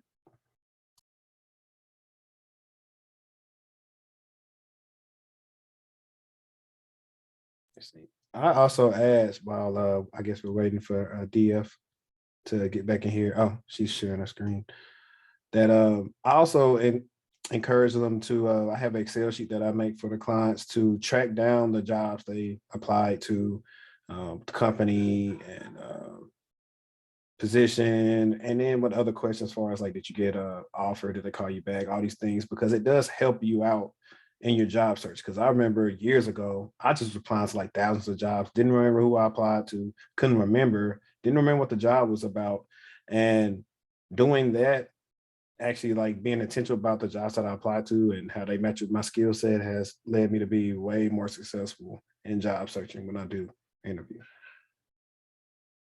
Awesome. Yeah, I just shared the graphic that Brittany was mentioning. So this is her cut the crap image. And just to give you guys an idea of what it looks like. I also dropped in the chat the heat map and how to highlight and stuff like that. So you can definitely jot that down. And Kim shared, I think she is still on a work call, so she's kind of bouncing between this call and what she's doing for work, but like she dropped a video in that she made for job searching as well. So please definitely check that out. So I do want to pivot now. So you've gotten your first tech role. What are some tips that you guys have for excelling in, your first tech role? What should people be focusing on in the first 90 days? And I will pick on Davin. You were right to unmute because I was coming for you. Be a sponge. Be a sponge. The first 180 days, if you can. Ask a lot of questions. Volunteer to do some of the tasks. Again, it's about getting that hands-on experience. Even if you think you know something or that you're strong in it, still pay attention, because there might be a shortcut or a better way or a tip that you didn't know. Just be a sponge. Like I have no other way to put it. Just absorb everything you see, good and bad, because there's lessons to be taught from bad experiences as well. My first pen testing job, looking back at it, I sucked. Like, I thought I was doing something, but as I got more experience and I got older and I look back to my time doing those jobs, I'm like, man, I probably left a lot of vulnerabilities on the table, a lot of exploits out there. So just, like I said, don't be afraid to ask questions. And if you're coming in at a junior role, they know that you're going to have questions. They're expecting you to ask questions. That's why you're a junior level and not mid to senior level. So, obviously don't ask the same question over and over again. Don't ask questions, like I said before, don't ask questions that could be found in the first 3 responses in Google. But, Look how they do things. Look at how they troubleshoot certain issues. If they're doing a web app pen test, ask them their methodology for mapping out a web app, or finding that vulnerability and knowing it's a vulnerability versus a false positive from the scan. Ask a whole bunch of questions. There's no such thing as a stupid question. So be a sponge. Yeah, I like to agree with everything you said, especially about bad experiences. I have a video talking about like the worst sock ever. My first sock roll was horrible, but learning everything they did wrong let me know everything we need to be doing right when I got in my current position 3+ years ago. And I've detailed that in the link I dropped in the chat as far as like how I leveled up in the workplace. And I like to add, like when he said about being a sponge, I pretty much would do everything, or if I would do everything I can. So probably sometimes if I got stuck, but I would go to our principal analyst and then ask him something. And he was like, okay, cool. This dude went and looked at our Confluence. He got the documentation. So he did everything he could. And now I'm gonna help him where he can't. And doing that, I learned a lot from him. But then that also showed him about, me as a worker, to where he would start telling people, hey, go talk to him. And that's one of the things that started giving me good rapport, even in the company, as far as like just work ethic and paying attention. And, somebody earlier was talking about like how to present something when you're not an expert. Like I wasn't who I am now 3 years ago, but I was speaking up when I thought something was wrong, or maybe we could do this better. And those things help, because a lot of people aren't going to speak up at work. They're just there to get a check.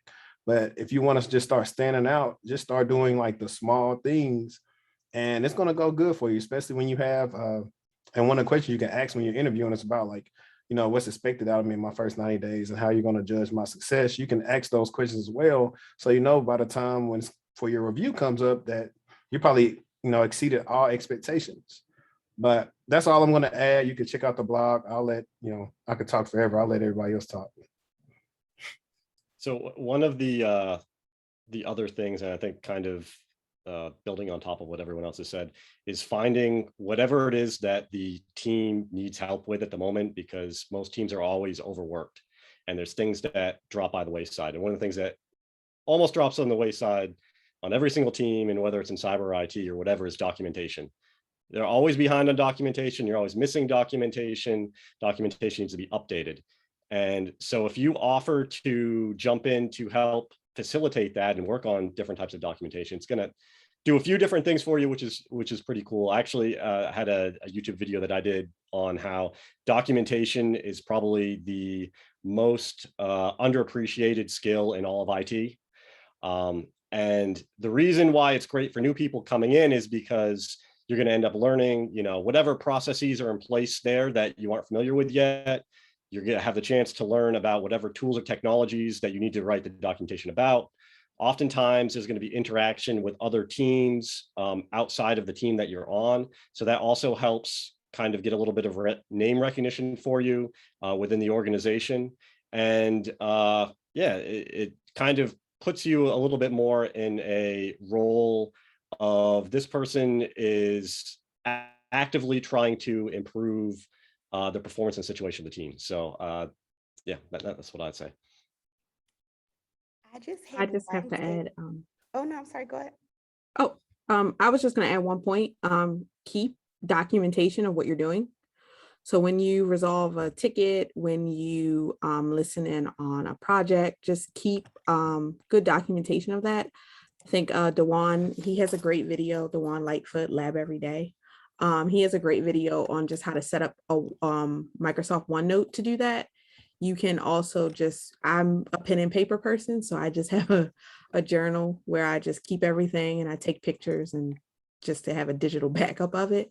But yeah, definitely keep good notes. One that is gonna serve as a reference point for you, not only at that job, but future jobs. You can reference back like, hey, I've seen this problem before. But also when it's time to go up for review, your annual performance review, time to ask for a raise or a promotion, you have documentation of everything that you've done. And I'm pass the mic to Brittany now. I was just going to add that soft skills will take you far as well. I know we're touching on a lot of technical skills and really just like doing your job description, but usually at the bottom of your job description, there are some soft skills that are added, like cross-functional collaboration, communication, team initiative, or like, team leader, or, just a team player. While you are concentrating on learning your job, like don't ever negate or like forget, just like sending an email, putting something like happy Monday, or like I hope you had a great weekend, or just before the end of the meet, when the start of the meeting, hey, I saw or I heard it was your birthday last week, like how was your birthday, right? Like don't ever forget those soft skills, because you can be, I've known extremely talented people, but nobody wanted to work with them because they were an asshole. And it's like great, you know what I'm saying? Start your own shit, you know what I'm saying? Like have your own company, contract, whatever. But when we're talking about working in a company setting, people want to work with people who are nice overall, right? And at the end of the day, tech changes very fast. Nobody's perfect. We make mistakes. You can forgive a person who's kind. You can forgive a person. You can show grace to a person. You can train a person who, has taken the extra mile to be nice, be kind, and make meetings a joy. I know for me, that's something that I've really prioritized in the globe. Now that we're like completely virtual, and now that I work for a company that's global, it has been learning like I read this book called Culture Maps. Learning about different cultures has taken me so far leading DEI for like a continent, right? Like even when I say I'd be like, yo, a whole continent, but like learning that when I talk to my Brazilian counterparts, they need 10 minutes of how was your weekend? How's your son? How was your wedding? How's your baby? What y'all eat for dinner last night? Like they need all of that. And those things are part of the culture. So, tech is not just like Houston, Texas. Tech is not just Camden, New Jersey. Tech is a very much global thing. And so I recommend reading this book called Culture Maps. It's on Audible. I audiobook a lot of books. But reading that is also going to help you with those soft skills to talk to other cultures in this space and have those interpersonal skills to negotiate with them as well. I think that's Brittany, that's spot on, because that's one of the things that I've learned, as far as being in the position I'm in right now.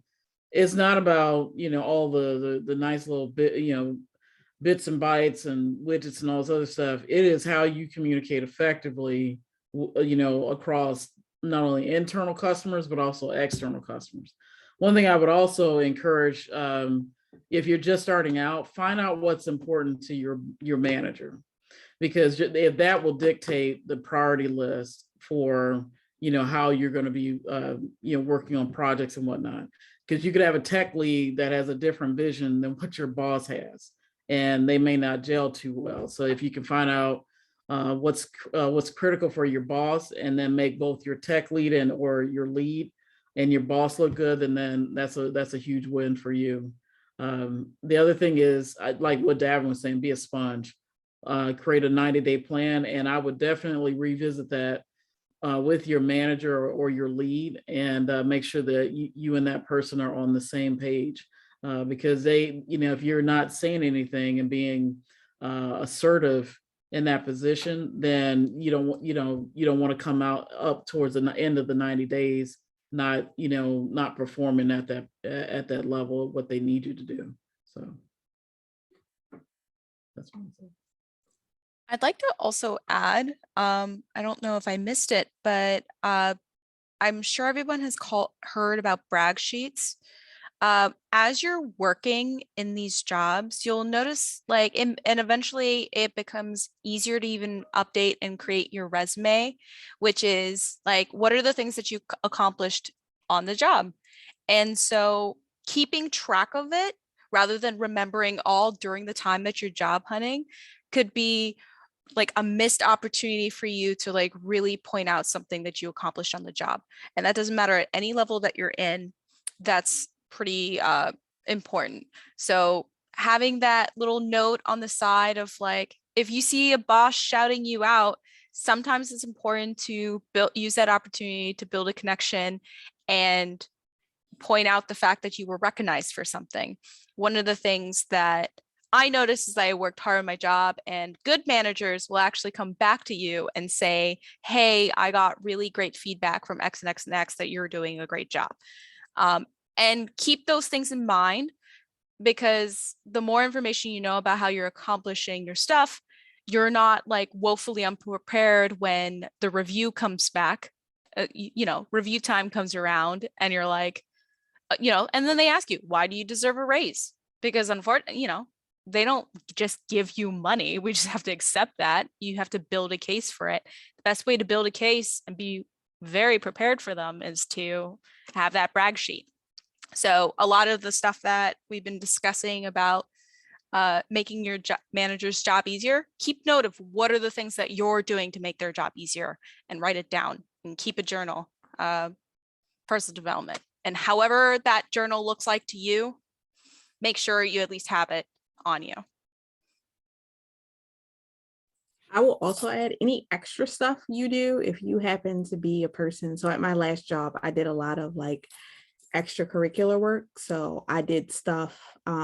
One thing I started was like a series of tech talks where every month the IT department came together over lunch and we had someone present something they were either working on or just learning about. Keep all of that stuff. Keep a record of all of that, keep track of how many people came to it, how successful it was. It actually got picked up and used for promotion for the company. Like, hey, look, we have a company culture of learning. Here is an engineer who started Tech Talks. I took screenshots of all of that. I still have it all. Keep it not only for, building, like Kim said, your case for a raise, but also your personal brand.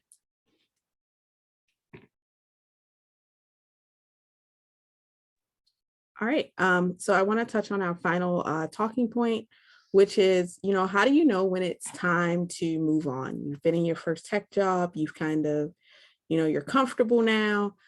How do you know, all right, it's time for me to leave? What are tips for people who are now, they are no longer entry level, or, it's time for them to move past their first tech role? And I'm going to pick on Adrian. I was ready. You said it in your question. You was like, when you're comfortable.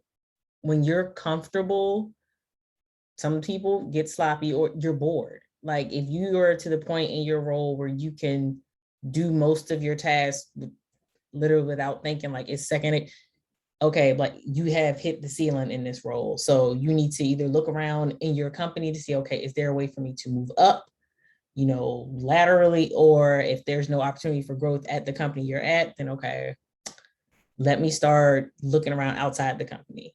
Like that's for me, and that's how I ended up in the data center. I started as a help desk analyst and I hit the ceiling. She was like, you're doing this. She was like, it's almost like you're a little bit of a robot. Like I'm still very personable. She's like, I was friendly. She's like, you're bored though. She's like, I can tell. She's like, you run through these tickets like it's nothing now. She was like, we need to find something else for you to do. But she was like, there's nothing else for you to do at this level. She's like, so what's next? And I had to sit down and think about this. So once you find yourself comfortable and or bored, either one, comfortable or bored, that's when it's time for you to move on. Or if the environment you're working in is just no longer, you don't feel good there, it's absolutely time for you to leave. Time to go. So those are the keys. Bored, you're not comfortable in the work environment, that's when it's time for you to leave. And sometimes it's that this is my first role, this company gave me a shot. There's that too. Don't let that be the determining factor in you staying in a role. So I have a bit of a different perspective where like, I certainly agree, Adrian, that like, if you're bored, if you're being treated poorly, if they're not giving you a raise, like absolutely be out, right? But I've been in my job hired me April 1st. I worked 2 jobs because they were both remote. So I kept both of my remote jobs to pay for the rest of my wedding because y'all know I'm extra. Plus I wanted a Chanel bag, right? Because one day it hit me like, yo, it's 2021. I'm 31 and I don't have a Chanel bag. Like that's it, 2 jobs, okay? But eventually got the Chanel bag. I was burnt out, quit my other job. So cool, but I say all that to say, you don't have to wait until it's like traumatic or like something happened or something wrong to quit a job, right? Like if after 6 months you like it's more money over there, like just go get some more money over there, right? Like I've been in my job since April and I still interview. Jobs reach out to me. The hospital CHOP reached out to me because they were looking for an associate director of diversity. And I just wanted to see what they was talking about. Like I probably wasn't going to take the job because I just like what I do. But it was just nice to see like, oh, y'all like me. These are the type of questions y'all asking. Okay, I'm right on par. All right, cool. It was nice. I declined the second interview because they just didn't offer enough money, but it was nice to like just kind of see what was out there.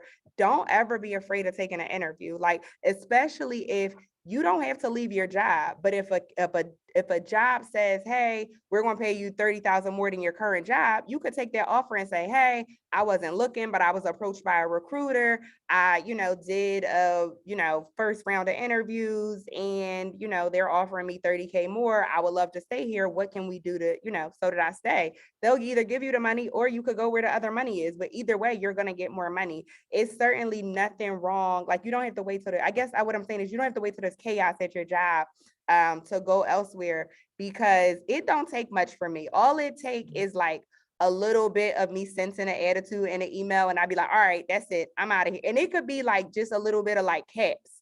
And I'd be like, no, I don't play that. Right. Or it could just be like, you know what?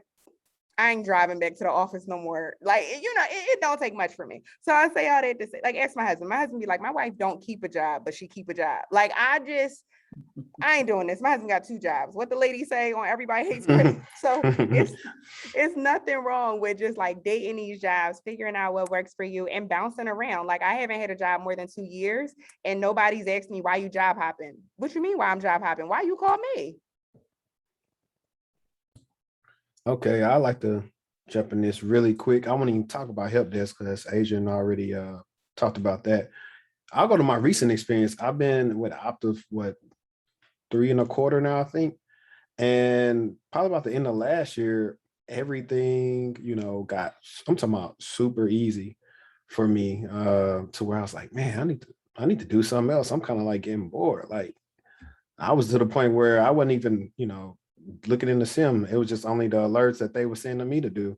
And besides my little leadership stuff, I was like, okay, let me do a challenge. Picked up a second gig, did that for a couple of months and let that go because I, got presented with another opportunity that's going to challenge me to something different that I haven't even thought about doing. But the fact was that I know me for myself that if I don't know how people do the jobs that they've been doing for like 30 years, but they're doing the same thing.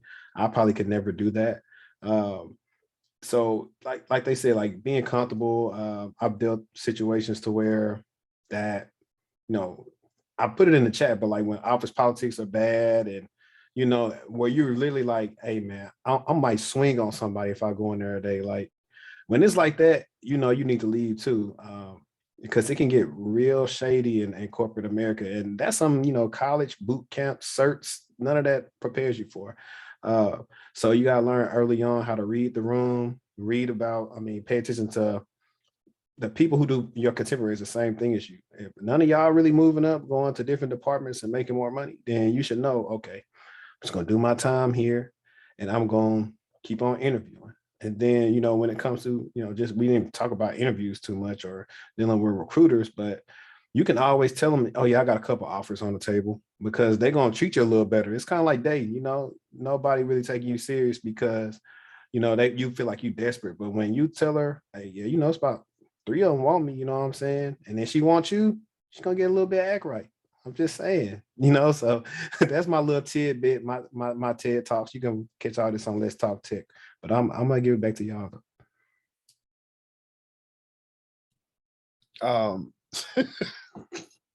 So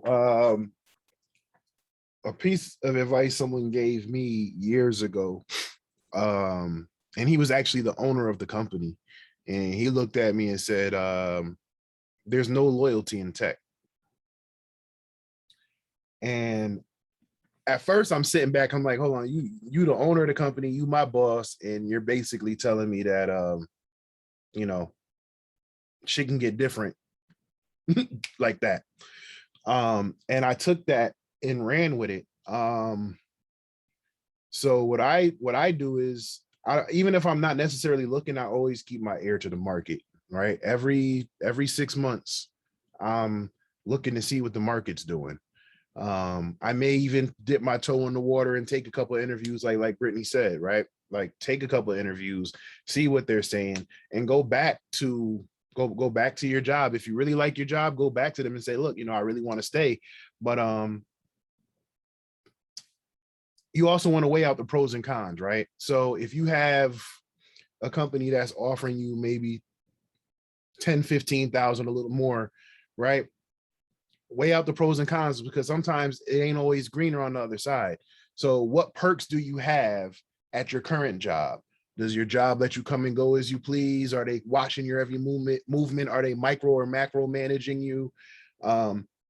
If you have certain freedom, sometimes that might add up. Like I had one time someone offered me an extra $7,000, but when I did the math, I'm like, but I don't even go into the office, 4 days out of the week. So I'm saving money on gas. I pretty much automated my whole job. At that time, I was trying to build up my stuff on the side. So I'm like, I'm just gonna do this for now. But you'd be a fool to not better put you or your family in a better position. So you always got to keep your ear to the street and see what the market's doing, and bring it back to your current employer and say, okay, well, what can you do?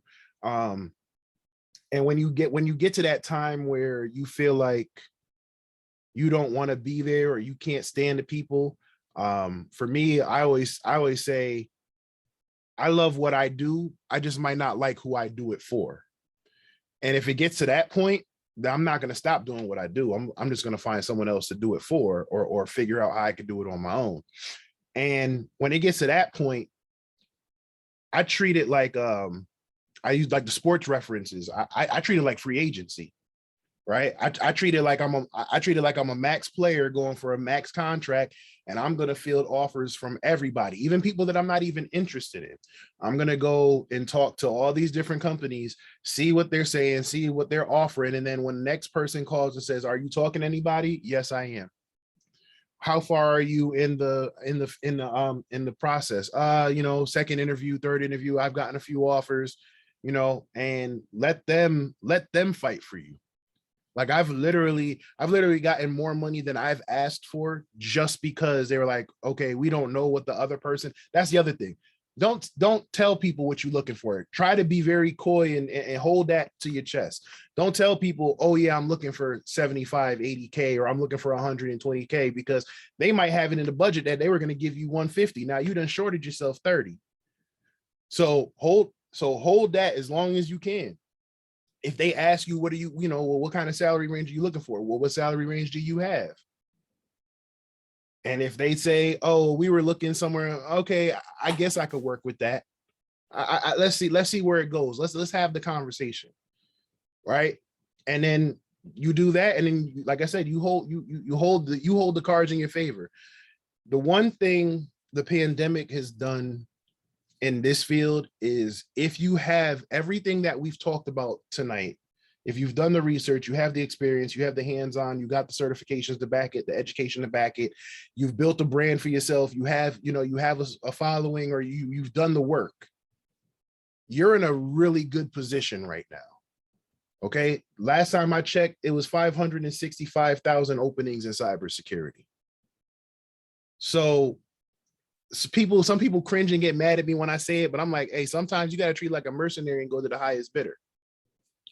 If the name of the game is taking care of your family and doing what you got to do, then, because if you have a job right now, I look at it, if you have a job right now and you die tomorrow, they're going to have your job posted by lunchtime. And then they'll tell everybody else, oh yeah, by the way, Davin died. But they already got interviews lined up. So why not do the same to them? If that's the type of relationship it's going to be. So at the end of the day, look out for yourself, do the research, keep your ear to the streets. And like I said, always dip your toe in the water every once in a while, and know your worth, right? If you're not doing 150K work, don't ask for 150K. That's the only way I could put it, right? But if you know, okay, based on my experience and based on the things I've done, I think Kim talked about the brag sheet. If your brag sheet is on and popping, then yeah. And don't think you have to wait. The other thing is, if you're at a job, don't think you have to wait the year or 18 months or whatever the rule is to renegotiate. If you've done something major for that company and you've only been there 6 months, you might have to hit them with the fat Joe and say, yesterday's price is not today's price. We need to talk. If you know if you brought in X, if you know you did so, like, I can't speak to it personally, but if you know you brought something in really valuable, or you saved the company millions of dollars, or you work from a security standpoint and you found a vulnerability on the internal side that you could have probably reported externally as a bug and got a CVE and got paid thousands of dollars if you did it the other way, no, they need to make that right. So, keep that brag sheet too. So that's it for me. Know your worth.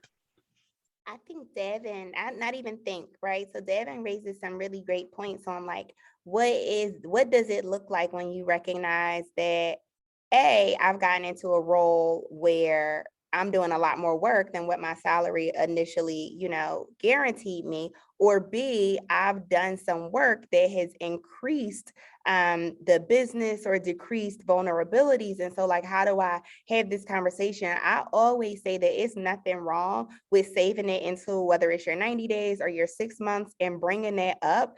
And then at the end of, like, I made a whole deck for my 90 days. Okay. Like, your girl made a deck, because the reality is that when we talk about diversity, equity, and inclusion, my company is a tech solutions company. So other companies hire us to do stuff for them. And when we got them RFPs, you know what they want to know? Tell me about your diversity in your company. And my company ain't have nothing to say. I ended up developing out a whole diversity focused internship program to essentially make sure that my company could get a contract with Coca-Cola for $4 million. And so what I ended up doing at my 90 day is saying, hey, I brought in a $4 million contract. I originally signed an offer for 112. However, RFP responses for this level of contracts was never in my job description. However, is there a bonus that's available, or is there some sort of position title change or some sort of compensation change that I could get as part of submitting responses that are diversity focused and developing out diversity programs so that we could get these contracts? And you know what they did? They ended up paying for all of I don't pay for healthcare benefits for myself or my family, nor do I pay for daycare for my twins. And then they also gave me a training allowance, which essentially means they picked up the cost of my doctorate because they couldn't alter my salary at that point. But what I'm saying is that they were able to provide something. And so, that's another thing I always want to remind people, is that your compensation might not be on your paycheck. But if you look at the cost of healthcare for, it's myself, my husband, I got a set of twins, my older son, like, that's saving me about $20,000 every year. Then picking up my healthcare costs, then paying for my twins' daycare. That's saving me a significant amount of funding. So daycare last year was $50,000 for my twins. So, just the reality that it might not be on my paycheck, but it's certainly not an expense I'm paying out of my paycheck. So when you think about the compensation that a company is offering you, what's your bottom line? For me, at this point, a company couldn't pay me to come into work. Like, I look at like, dang, I had to replace the tires on my BMW. That was $2,000 from me driving back and forth into the city every day. I couldn't see myself going into an office. It would have to be like $250K for me to go in 2 days a week, because at this point, my bottom line is I like being home. I like not forgetting to take the chicken out. I like going to sleep in the middle of the afternoon. I like scheduling my emails and running to the mall while it's empty. You know what I'm saying? So you just, at this point, you can't pay me to come back into an office. So when you start to understand what your bottom line is, it gets a little easier to negotiate what your compensation is. Yeah, that's spot on. I mean, coming back into an office in the IT world, I don't even understand that. Like, if you're in IT, why are we going into an office? I just don't even understand that. And when people say, well, it's mandatory, no. If I'm able to do the same job here at my house, I don't need to come in and go into an office, because if I have to come in the office, like what you're saying, you got to pay me at least 300, period. I cannot do this going to an office every day, because in DC, all those potholes all over the place. No, your car being got tore up. So yeah, I wouldn't do that. But one thing I will say is, you talked about creating the deck. I created, and Deirra, I share with you my leadership deck. I outlined every single, project that I've ever worked on. And that was vital for, when I came up for my, my end of year review that just came up recently. So that was just like, you just put all that information in one leadership deck and just send it up. And then that highlight everything, even if you made the company $10,000 or $50,000 up to $1 million, you still have to highlight it and then talk about it. So that's important. Anything from you, John?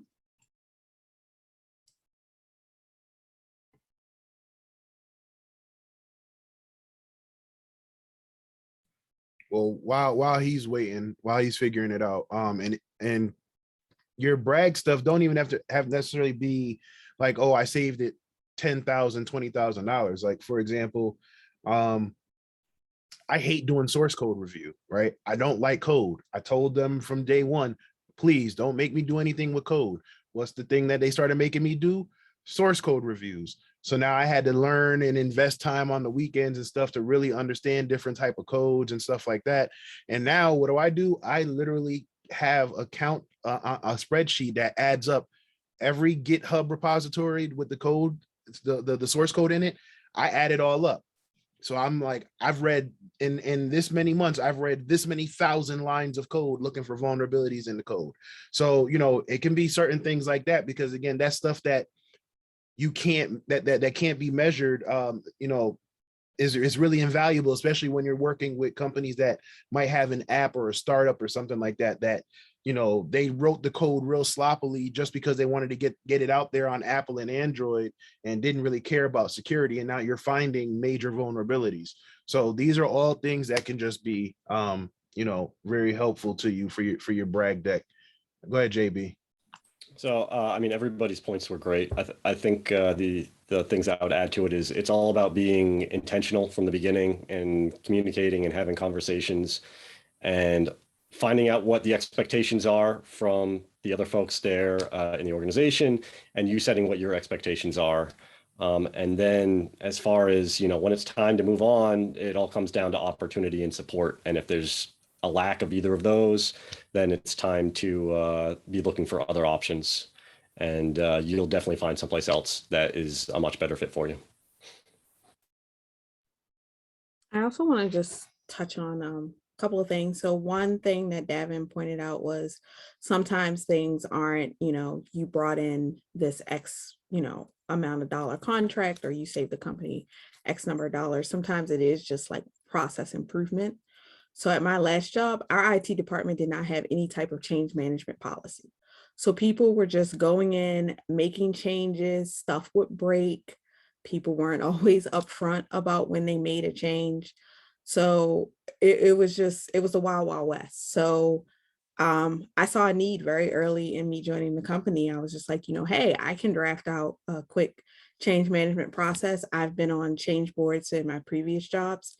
And I was able, when, review time came up, like, hey, we didn't have a process for this. Look at how just, putting in this simple process has improved relationships between the teams. It has broken down silos. The department was much more, there was much more communication between the groups. And I was able to leverage that to get a raise at the end of the year. So I didn't save any money in particular. I didn't bring in any contract, but I made a process better, and a non-technical process at that.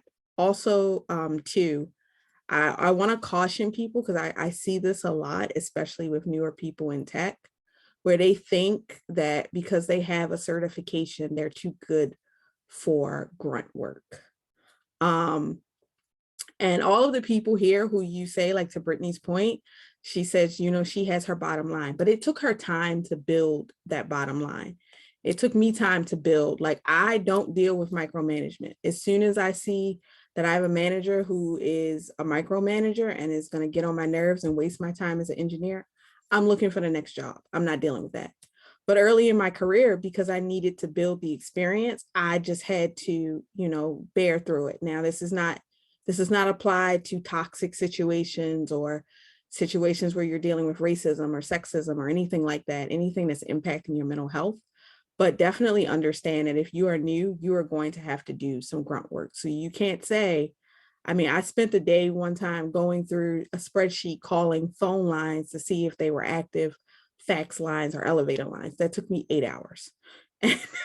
And I was upset about it, but I had to do it just to get the experience. So you couldn't pay me to do that now.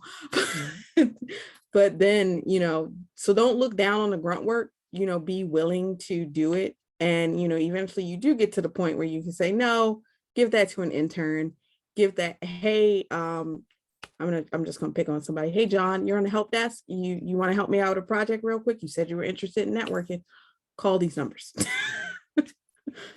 So I see that a lot with people, and they're just like, I have my Security Plus. I have my CCNA. This is your first job. You have no experience. Let's, there are some punches you have to roll with. So I just wanted to put that tip out there. And then sometimes you'll get to the point where the idea of doing those mundane things, if given the opportunity of that versus being in meetings all day, you would 100% take doing those mundane things at the rate that you charge. So there is that. Yeah, definitely. And don't be afraid to, I often hear people say this, especially engineers. I've worked in organizations that didn't have the best project management or didn't have project management at all. And I've worked with engineers who are just like, that's not my job. I'm just on the switch. I'm just configuring routers. Well, you how's the project going to get done? You have to, sometimes take a step up and, take some initiative and do stuff outside of your job description, within reason. Don't be out here, mopping floors and stuff. It has to make sense. But I just want to give that tip for all the new people.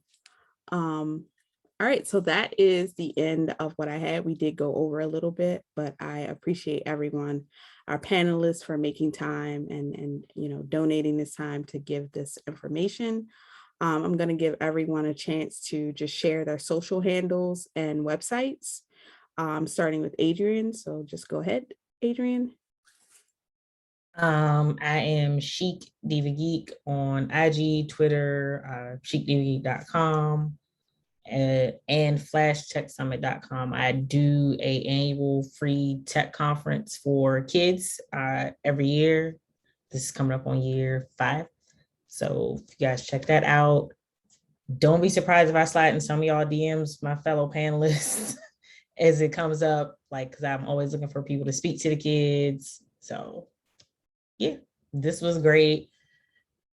I took a couple notes, those heat maps and things like that. Those are things I got tucked in my pocket now. So this is a good combo. Thank you, Deirra. Go ahead, Davin.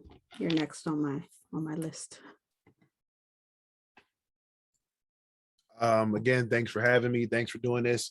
I am Davin Jackson, djax_alpha on Twitter and Instagram. You can go to alphacybersecurity.tech, which is my blog site, and you can follow me. Go subscribe to my YouTube channel. It is youtube.com/c/alphacybersecurity. InfoSec Unplugged will be back soon. I don't have a solid date for it yet, but if you guys can go and support it, like I said, I've interviewed a few people here.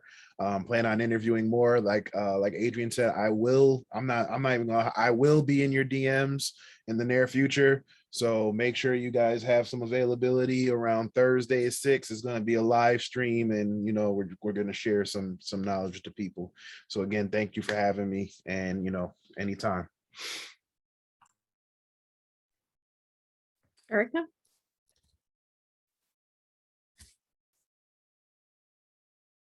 You're muted. Oh, I didn't know this. I do this all the time. Can you hear me on WebEx. Anyway, sorry about that, but thank you. It's been an awesome time hanging out with everyone. I really appreciate it, Deirra, for putting this panel together and this seminar. I hope everyone was able to get some really good information, because all the panelists, we dropped a lot of gems this evening, so a lot of good information for everyone. So my social media is, again, I'm a content creator at cloudexpertsolution.com, and on Twitter and IG, it's Tech Lady. So on both of those, and at some point within the next month, I'm going to finish up my YouTube channel. So I will be calling everybody like, hey, can you help me out and do some interviews for me as well? So. John, then Brittany, then Hénri, then Kim. Cool. Yeah, this was awesome. So thanks for inviting me. So my handle on Twitter is jbizzle703. On YouTube and Twitch, it's Cyber Insight. If anyone's interested, I'm doing a live walkthrough of the AWS CCP cert tomorrow. There's a practice test that I'm going to be going through at 6 p.m. on the channel if anyone's interested. So thanks. Again, I'm Brittany. Thank you so much for the opportunity to speak with everyone. It's been so great learning more about varying perspectives, as well as where folks are in their journey. Again, I am Bossy Brit on Twitter, as well as on Instagram.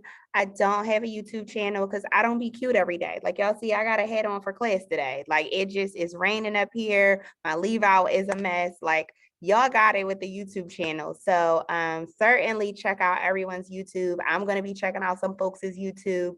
I am known as a career consultant and resume writer. However, I took off October because my son, my firstborn, my baby, my welfare baby, okay, he is turning 10 finally. And so I'm taking him to the Dominican Republic. So I'm off for the whole month of October so I can trick off on my firstborn. I'll be taking orders again effective November 1st. So feel free to check out Rebrand CC because I'm gonna have to run this money bag. Y'all ain't tell me gaming computers were so high. I just spent like $2,000 on a gaming computer for this boy. So yeah, I'm gonna have to open them orders back up, y'all. That's not bad.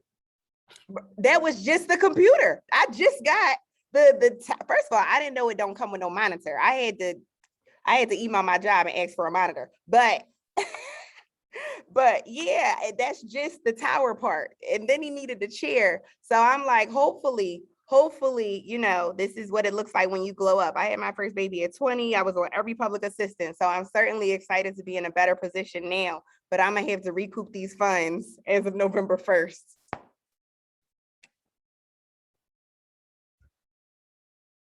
Is it me? All right, man, I got a lot of handles. I put my solo.to/textual consulting in there. It has all my stuff from my YouTube, my podcast, my website, textualconsulting.com. You find me on Twitter at Textual Chatter. Oh, man. And yeah, appreciate everybody for having me tonight. I'm going to take the whole month of October off as I'll be expecting my second baby girl pretty soon. So I'm going to take that off and get back with everybody in November. But yeah, as of right now, you guys can DM me with thought-provoking questions. Check out the YouTube, all my free resources. We have to do this again.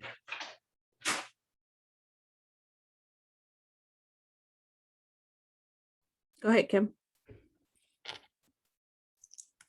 There you go. I'm sorry I had to jump back and forth. It's the we don't kid when we say this is not for everyone. And so you can find me on most social media except for TikTok. I do acknowledge the fact I'm not on TikTok. At Lipstick and Tech. I have a correlated website, lipstickandtech.com. I do lots of blog stuff. I'm working really hard. I consider myself a content creator at most. So you can find most of the resources available on websites or all my different platforms. But I just launched a course this fall for people who are focused on breaking into tech as Salesforce administrators. There are lots of paths out there. And so don't feel inclined to buy what's most important in the hopes that anybody who finds my resources is that I want to make the information available to as many people as possible. It just happens that I also have paid resources. So if you are interested in becoming part of the Salesforce community, I have stuff there, and feel free to DM me with thought-provoking questions.